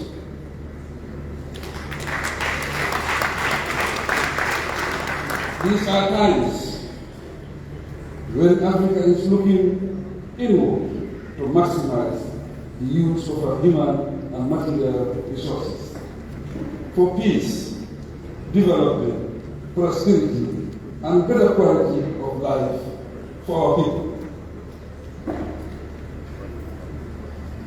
To achieve this, the need for cooperation and progress is obviously most urgent. Thus, as we call for unity and African integration, we must give fire for sustaining peace in the sub-region and the entire continent. For all of this, we must use our resources more wisely and effectively for much faster development, better social services, and greater empowerment of our youth and women for self-reliance. Certainly, we will not attain this in the absence of peace, unity, and stability. Distinguished personalities, for Africa to protect its peace, there must be tolerance, discipline, and respect for the rule of law. In addition, we must embrace diversity as a strength. No country in the world is composed of one race or people. There is diversity everywhere in relation to race, color, religion, gender, and economic status. What we have in common is our humanity. This goes across all boundaries and should therefore unite us. As Africans, we must take ownership of our development with courage and with strategy enough to overcome our multiple challenges. I advise that we reflect further on what we could have achieved after so many years of independence from colonial rule. How many years have we spent fighting one another, destroying our structures, and ruining our modest achievements? Surely, we are better off devoting our time, resources, and knowledge to devise better strategies, develop our skills further, and support one another for development and prosperity. Distinguished ladies and gentlemen, we need to rethink politics and raise awareness. Love for country and devotion to service must not be taken for granted. If we direct our energies positively, we will love one another, embrace Africa with pride, and quicken the pace of development for sustained prosperity. We are trapped in a world of crisis, conflicts, and wars, which requires us to stand tall together. As independent countries, free from colonial bondage for more than half a century, or more than a century as this historic nation. Experience should teach us not to trap ourselves further in circles of division and dispute. I am encouraged and hopeful for a better Africa, because Africans are becoming politically mature enough to better understand global politics and its impact on the continent. We know that the solution to our troubles lies in making the most of our resources, especially getting the best from our youthful population and investing in people. As we celebrate the National Day, I urge you to revisit your roles as Liberian citizens and reflect on how to pursue your development aspirations in a democratic environment. Unite against violence and terrorism to build a brighter future for every citizen. This is a task for all African nations to achieve. Once more, I thank Your Excellency, President George Mani here, and the government and the people of this great nation for the honor of inviting me as a special guest on this historic occasion.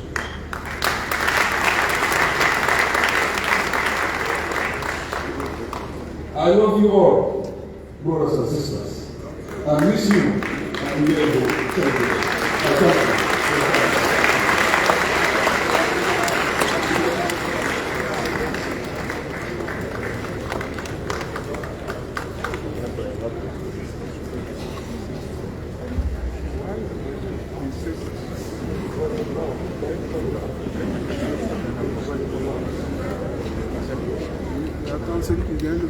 Thank you, Excellencies.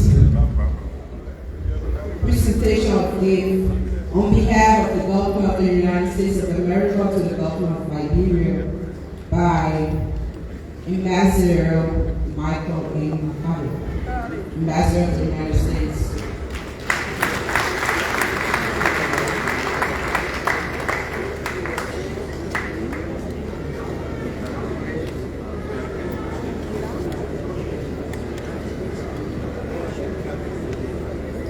Thank you.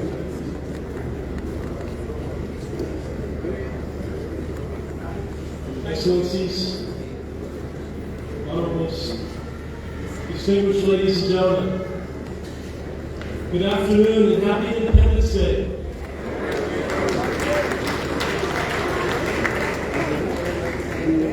I am delighted to be here today to help celebrate this very important anniversary. It's a notable day in the history of not only Liberia and the United States, but truly all of Africa, as the continent's first independent republic.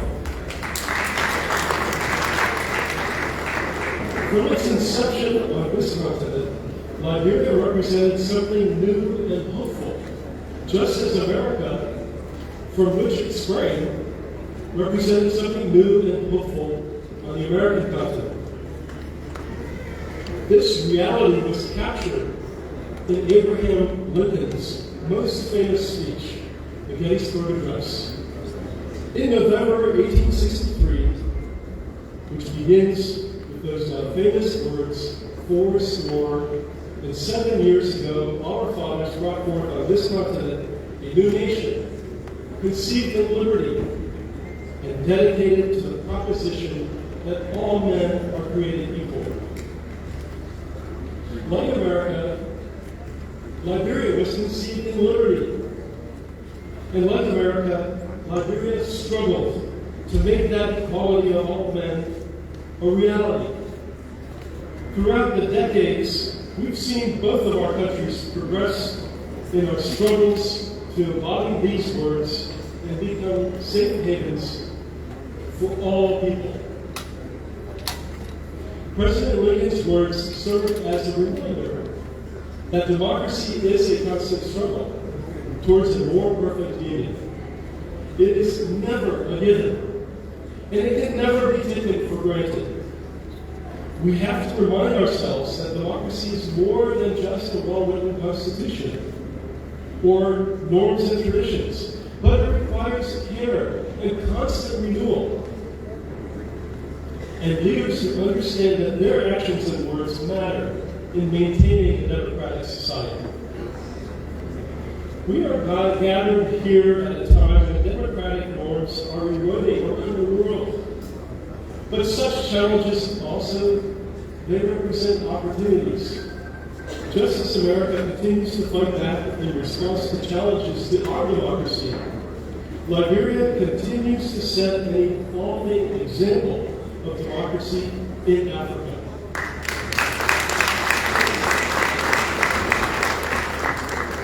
And Minister Davis is correct.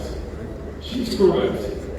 What you say does matter, and what you do does make a difference. A deep understanding of the ideals, of these ideals that founded in Liberia, has inspired Liberia's courageous stand against Russia's unprovoked and unjustified barbaric attack on the Ukraine.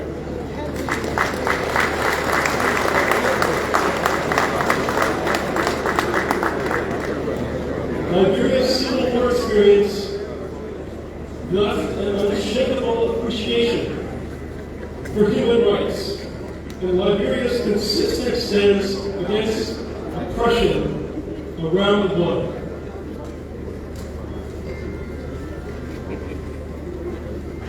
"175 years ago, in 1847, Liberia declared itself an independent republic, no longer part of the American colonization society. 15 years later, at the request of Abraham Lincoln, the United States Congress established diplomatic relations with Liberia. And in that sense, our two countries are commemorating 3 anniversaries this year. The 200th anniversary of the arrival of the first Black Americans in Liberia, the 175th anniversary of Liberia's establishment as an independent republic, and the 160th anniversary of the establishment of diplomatic relations between our two countries. In honor of these 3 occasions, the U.S. Embassy in Monrovia has dedicated this year to acknowledging and celebrating these historic milestones, starting with January's celebration at Providence Island. That marked the opening of the commemorations. In February, a presidential delegation sent by President Biden, led by National Security Council Director for Africa, Dana Banks, who attended the bicentennial commemoration at Samuel K. Doe Stadium. And shortly thereafter, the enthusiastic participation of the chairman of the United States House Foreign Affairs Committee and the chair and several members of the United States Congressional Black Caucus. Congressional delegation visited Providence Island and had the privilege of viewing the originals of the Liberian Constitution and the Declaration of Independence, those hallowed documents which we see before us here today.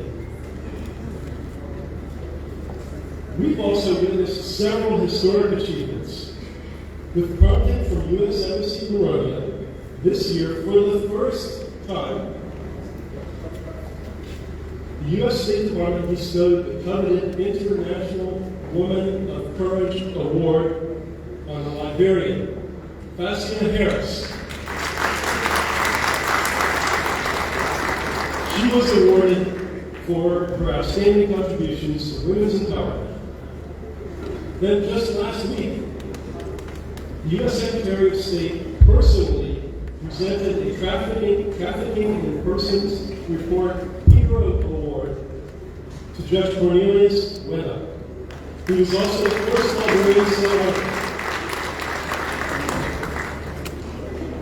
In addition, this year, the U.S. Embassy and the National Library of Liberia signed a memorandum of understanding that will see the establishment of an American shelf at the former J.J. Roberts Executive Mansion on Ashland Street. In July, we brought the U.S. Navy Topside Band to join the University of Liberia Band, the Armed Forces of Liberia Band, the Salvation Army Band, and Julie and the other Crusaders for a musical extravaganza. And it delighted many, and it highlighted our shared and distinct musical traditions. So, Mr. President, in wrapping up this momentous year, President Joseph Biden would be honored if he would end the year by attending his U.S. Africa Leaders Summit in Washington, D.C.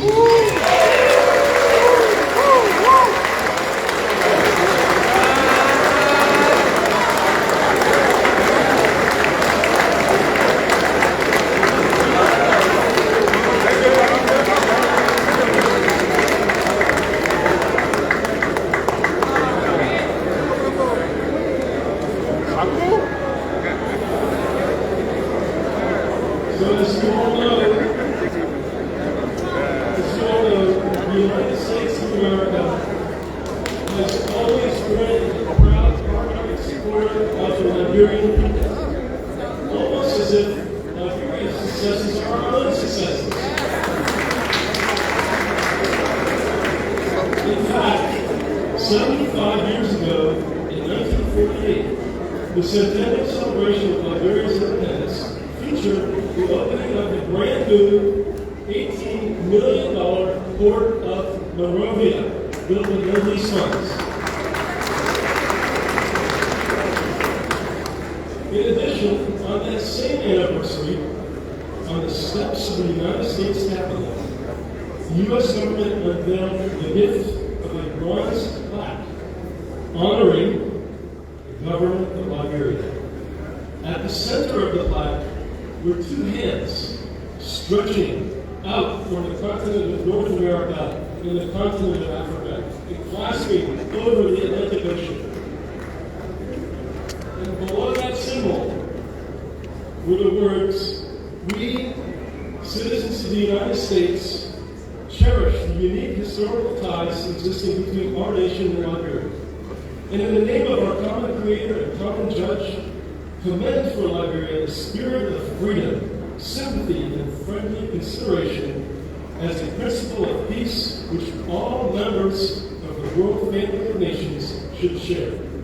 And we, on this 26th day of July 1947, duly represented and assembled in Washington, the capital city of the United States of America, extend to Liberia our congratulations and warmest sentiments on the centenary of statehood.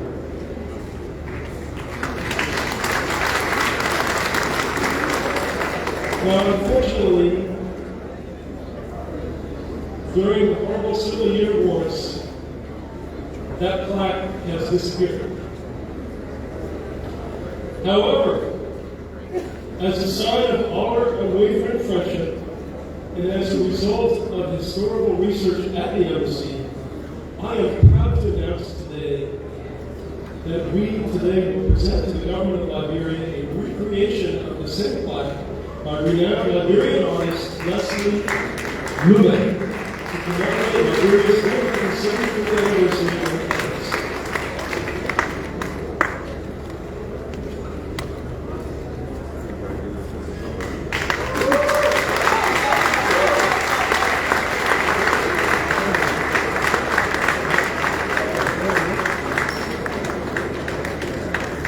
Mr. Judge.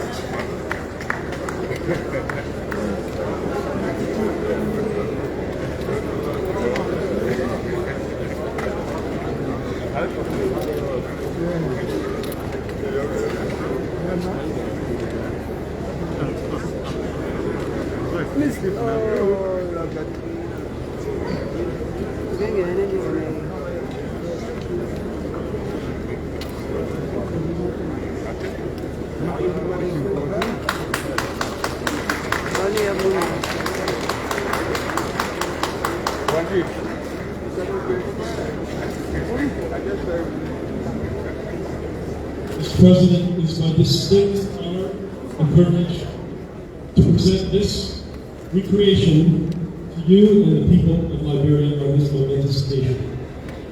May you use years of peace and tranquility. Thank you.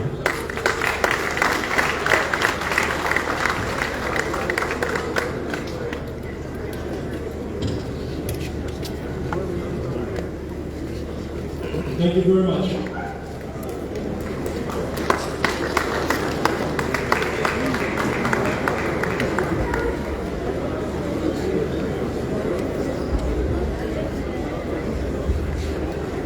We now have selection by the Armed Forces of Liberia Band.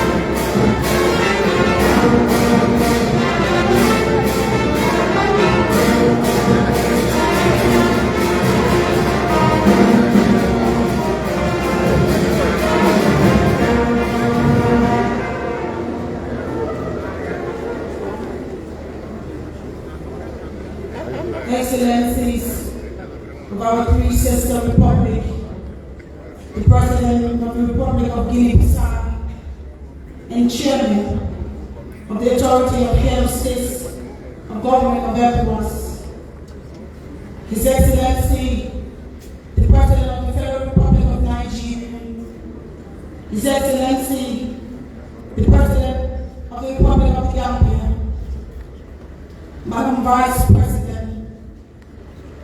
Special Representative of Head of States here present, Mr. Deputy Speaker, Honorable Pro Tempore, and members of the 54th Legislature, the Chief Justice, and members of the Associate Justices of the Republic of Liberia, Honorable Dean Maswa Sakimian, the Dean and members of the Cabinet, our clergy, Honorable Superintendent of Monrovia County and all the local government officials, Honorable Jefferson Saipochi, the Mayor of this great city, the traditional heads, Honorable and all other executives of the ruling party, all the members of all the political parties here present, our business community, student, youth, members of the Fourth Estate, distinguished ladies and gentlemen. At this time, it is my honor to invite the President of the Republic of Liberia, His Excellency,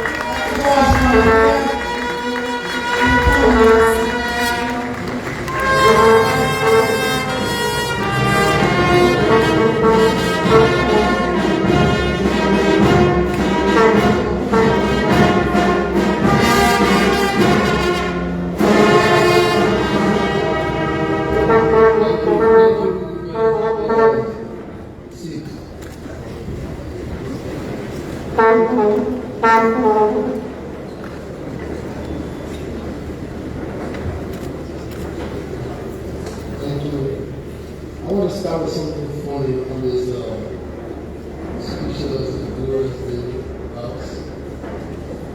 How come, let me look at it in English. How come all that say I'm poor? And I am a good scholar. You know what a scholar is? People, intelligent people, look for intelligent people. They see the oracle, I started the oracle, they see the oracle.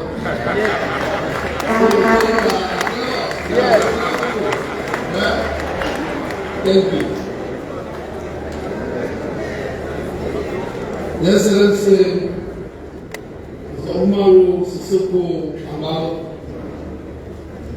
President of the Republic of Guinea-Bissau, the Chairman of the Authority of Affairs of State and Government of the Economic Community of West African States, His Excellency Muhammadu Buhari, President of the Federal Republic of Nigeria,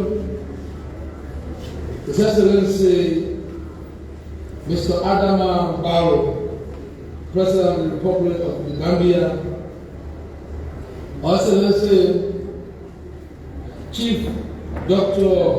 Joel Howard Taylor, Vice President of the Republic of Liberia, Mr. Acting Speaker Funati Kofa, and honorable members of the House of Representatives, Mr. President Pro Tempore, honorable members of the Liberia Senate, His Honor Chief Justice, Associate Justices, and members of the Judiciary, the Dean and members of the Cabinet, officials of government, Honorable Mawani Dix, Minister of Commerce of the Republic of Liberia, and the National Orator of the 175th Independence Day celebration. board and members of the diplomatic corps, representatives of the heads of states and government, our special guests, Madam Caroline, Miss Liberia, so congratulations. Bishops, prelates, members of the clergy, chiefs and traditional leaders, our development partners, superintendents and local government officials, political and business leaders, marketers and students, members of the Fourth Estate, my fellow citizens, distinguished ladies and gentlemen. Let me extend a warm and profound Independence Day salute to all Liberians on behalf of the First Lady, Madam Clara Marie-Decontilia. Who is here with us today. She celebrates our Independence Day with us, all from afar. Family and friends, each year since 1847, we have assembled as a proud nation to celebrate the proclamations of the independence of the Republic of Liberia as Africa's first free, independent, and sovereign nation state. Today, as we gather here to observe, to commemorate the 175th anniversary of our birth as a nation, let us begin by giving thanks and praises to Almighty God for the protections and many blessings that He has bestowed upon our nation and upon us as people. His goodness and mercy have followed us throughout all these years since our founding, and He has always protected us from the many dangers that have threatened our national existence, in spite of our own shortcomings and weaknesses. He has kept us united as one people.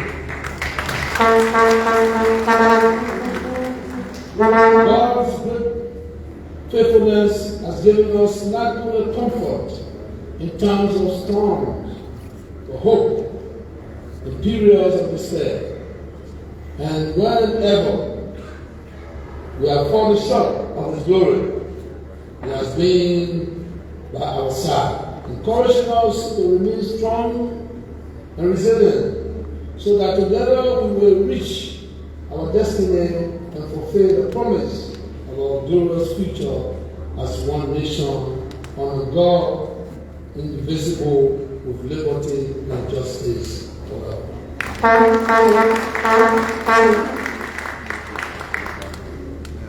I said today, to God be the glory for the great things He has done.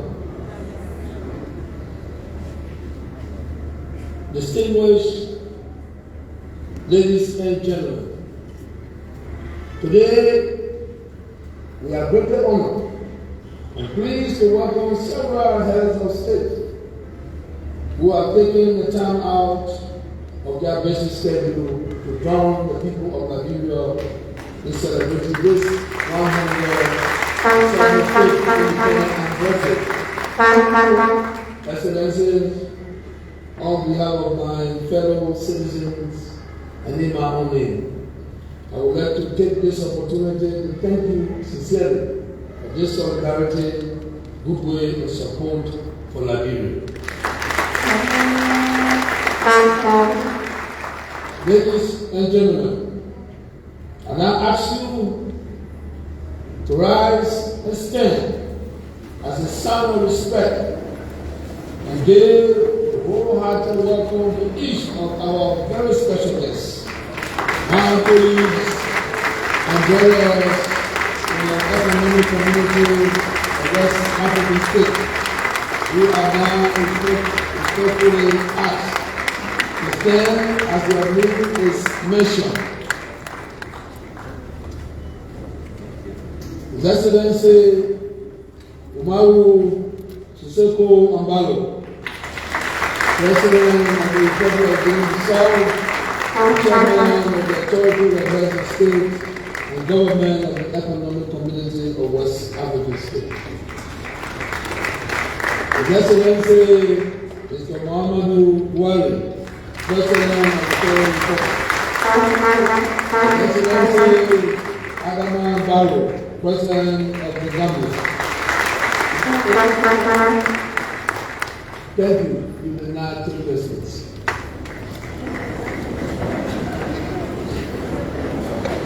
Thank you very much, Your Excellencies. Liberia and Liberians will always remember and be grateful for the friendship, high esteem, and regard that you have shown towards us today. For my part, I pledge to continue to work closely with you as we together strive to maintain peace and security within our region and promote policies and programs that will bring development and prosperity to the citizens of ECOWAS. Once again, let me say a big welcome. Bienvenido, bienvenida, bienvenue, mes amis, et welcome.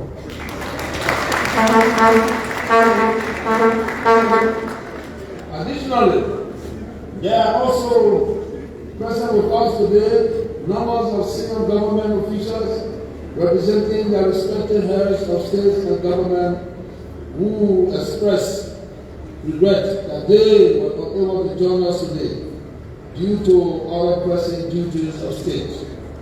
To you, we would also like to extend a wholehearted welcome. We thank you for honoring us with your presence.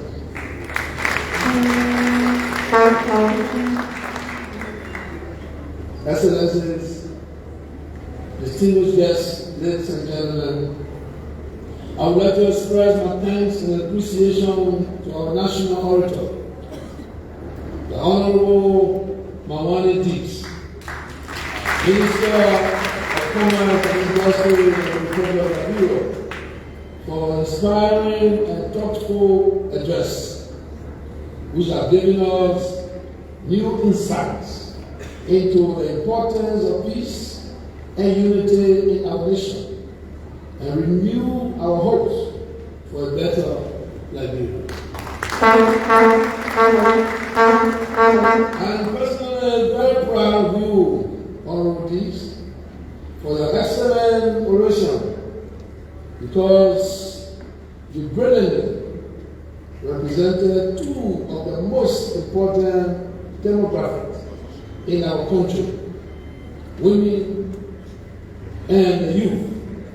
You have justified my confidence in the ability and unlimited possibilities of women and young people to make meaningful and significant contributions to the national history, to fully participate in the leadership and management of our governance structure. I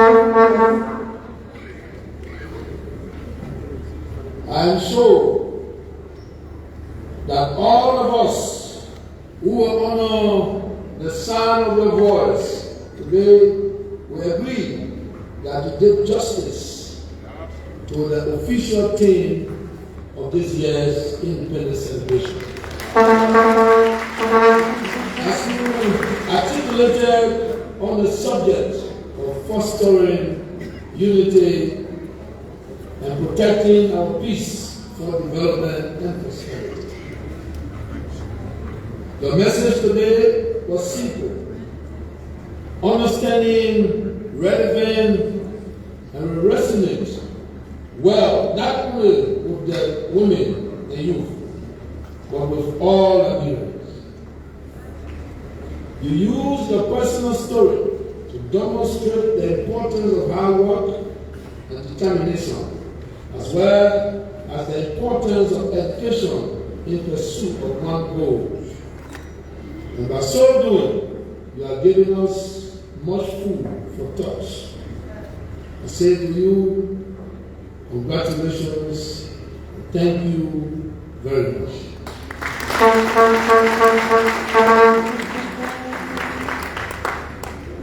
Fellow citizens, distinguished ladies and gentlemen, I want to acknowledge the profound gratitude, the special relationship subsisting between Liberia and the United States of America.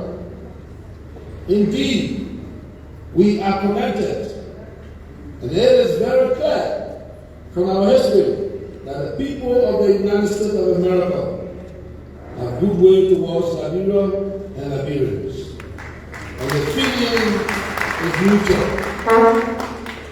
This goodwill was manifested by decisions of the American government to make a commemorative flag that was given to Liberia on the occasion of our centennial celebration on July 26, 1947. And now today, at this celebration of our 175th independence anniversary, we have just witnessed the resubmission of that plaque to the government of Liberia by the American ambassador to Liberia, McCarthy. On behalf of the government and people of Liberia, we extend our profound thanks and appreciation to the government and people of the United States of America, through you, Ambassador McCarthy, for this recognition and solidarity. We cherish the wording on the plaque and the pictures that show true brotherhood and friendship, and remain optimistic that our two governments and people will continue to embrace each other in harmony and love. Fellow citizens, distinguished guests, ladies and gentlemen, the 175th independence celebration this year is unique because it also coincides with another major national milestone, which is the observance and celebration of our bicentennial, marking 200 years since our founding. These large numbers, which defines our continuous existence as a body politics, are genuine and valid reason for celebration. However, they also present the opportunity for us to soberly reflect on our political genesis and journey, not only for whence we have come, but also how long and how far we have traveled together, lived together, worked together, survived together, and developed together. Indeed, the bonds that have held us together have been tried and tested over these years and continue to grow in strength as we advance together in cohesion as one people with one destiny. Yes, we may have differences, but we are proud of the ties that inspire our unity. So let us join and consolidate our resources as a nation and people, so as to uphold the legacy that our forebears, our forefathers, have passed on to us, because there is so much more that unites us in the brothers. I therefore judge from the ground Bakugwe Manitagoria because you, my fellow citizens, to put off the spirit of disagreement and division and put on the spirit of unity love, reconciliation, peace, stability, and nationalism. We must respect and love one another. As a leader, I urge you to join me to build our dear country. It does not matter who you are or your status in life. It does not matter what political ideology you aspire to, or your ethnic background, religious persuasion, social class, or academic standard.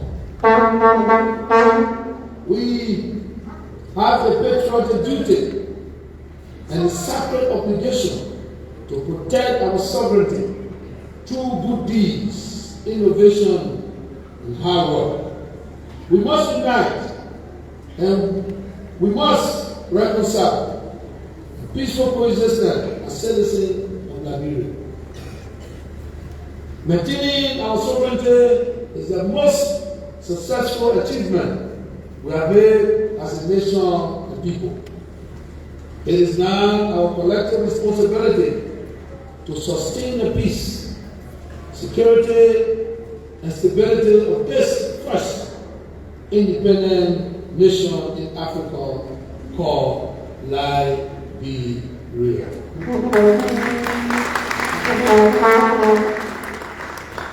Fellow citizens, we must advance its credentials for good governance, democracy, human rights, and the rule of law, as well as its core values and principles. Fellow citizens, let me tell you this. Some say that the Lord of liberty brought us here. Others say that the Lord of liberty made us here. I say today to all Liberians, hear me and hear me well. Whether the Lord of liberty brought us here or made us here, let the Lord of liberty unite us here.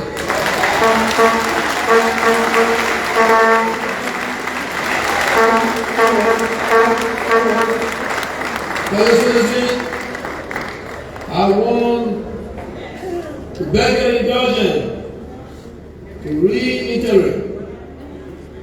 Fellow citizens, let me say this. Some say that the Lord of liberty brought us here. Others say that the Lord of liberty made us here. I say today, all Liberians, hear me and hear me well. Whether the Lord of liberty brought us here or made us here, let that Lord of liberty unite us here. Let me now wish all of you present here today, Liberians throughout our land, and all our fellow Liberians everywhere in the world, the happy and enjoyable 175th Independence Day. To my good friend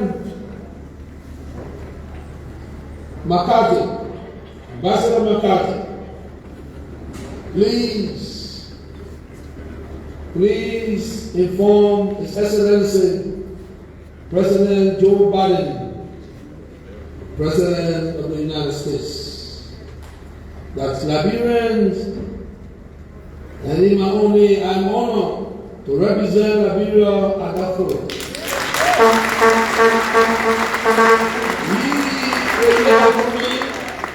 We will definitely respond to attend the forum to speak about this friendship. Long live Liberia, happy land, the home of glorious liberty, by God's command. Obrigado, merci, I thank you, and may God bless Liberia.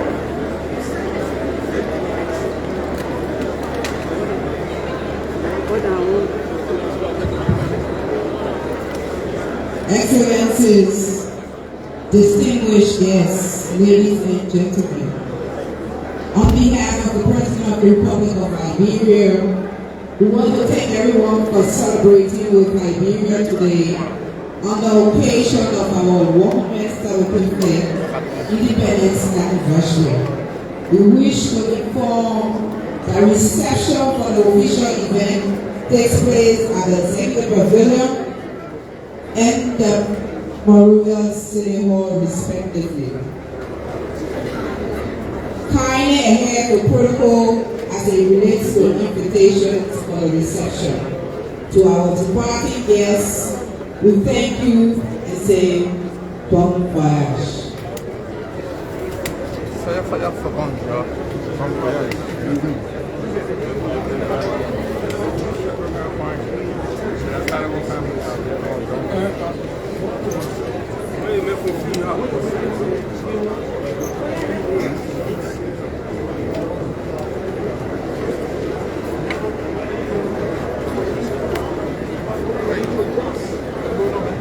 We want to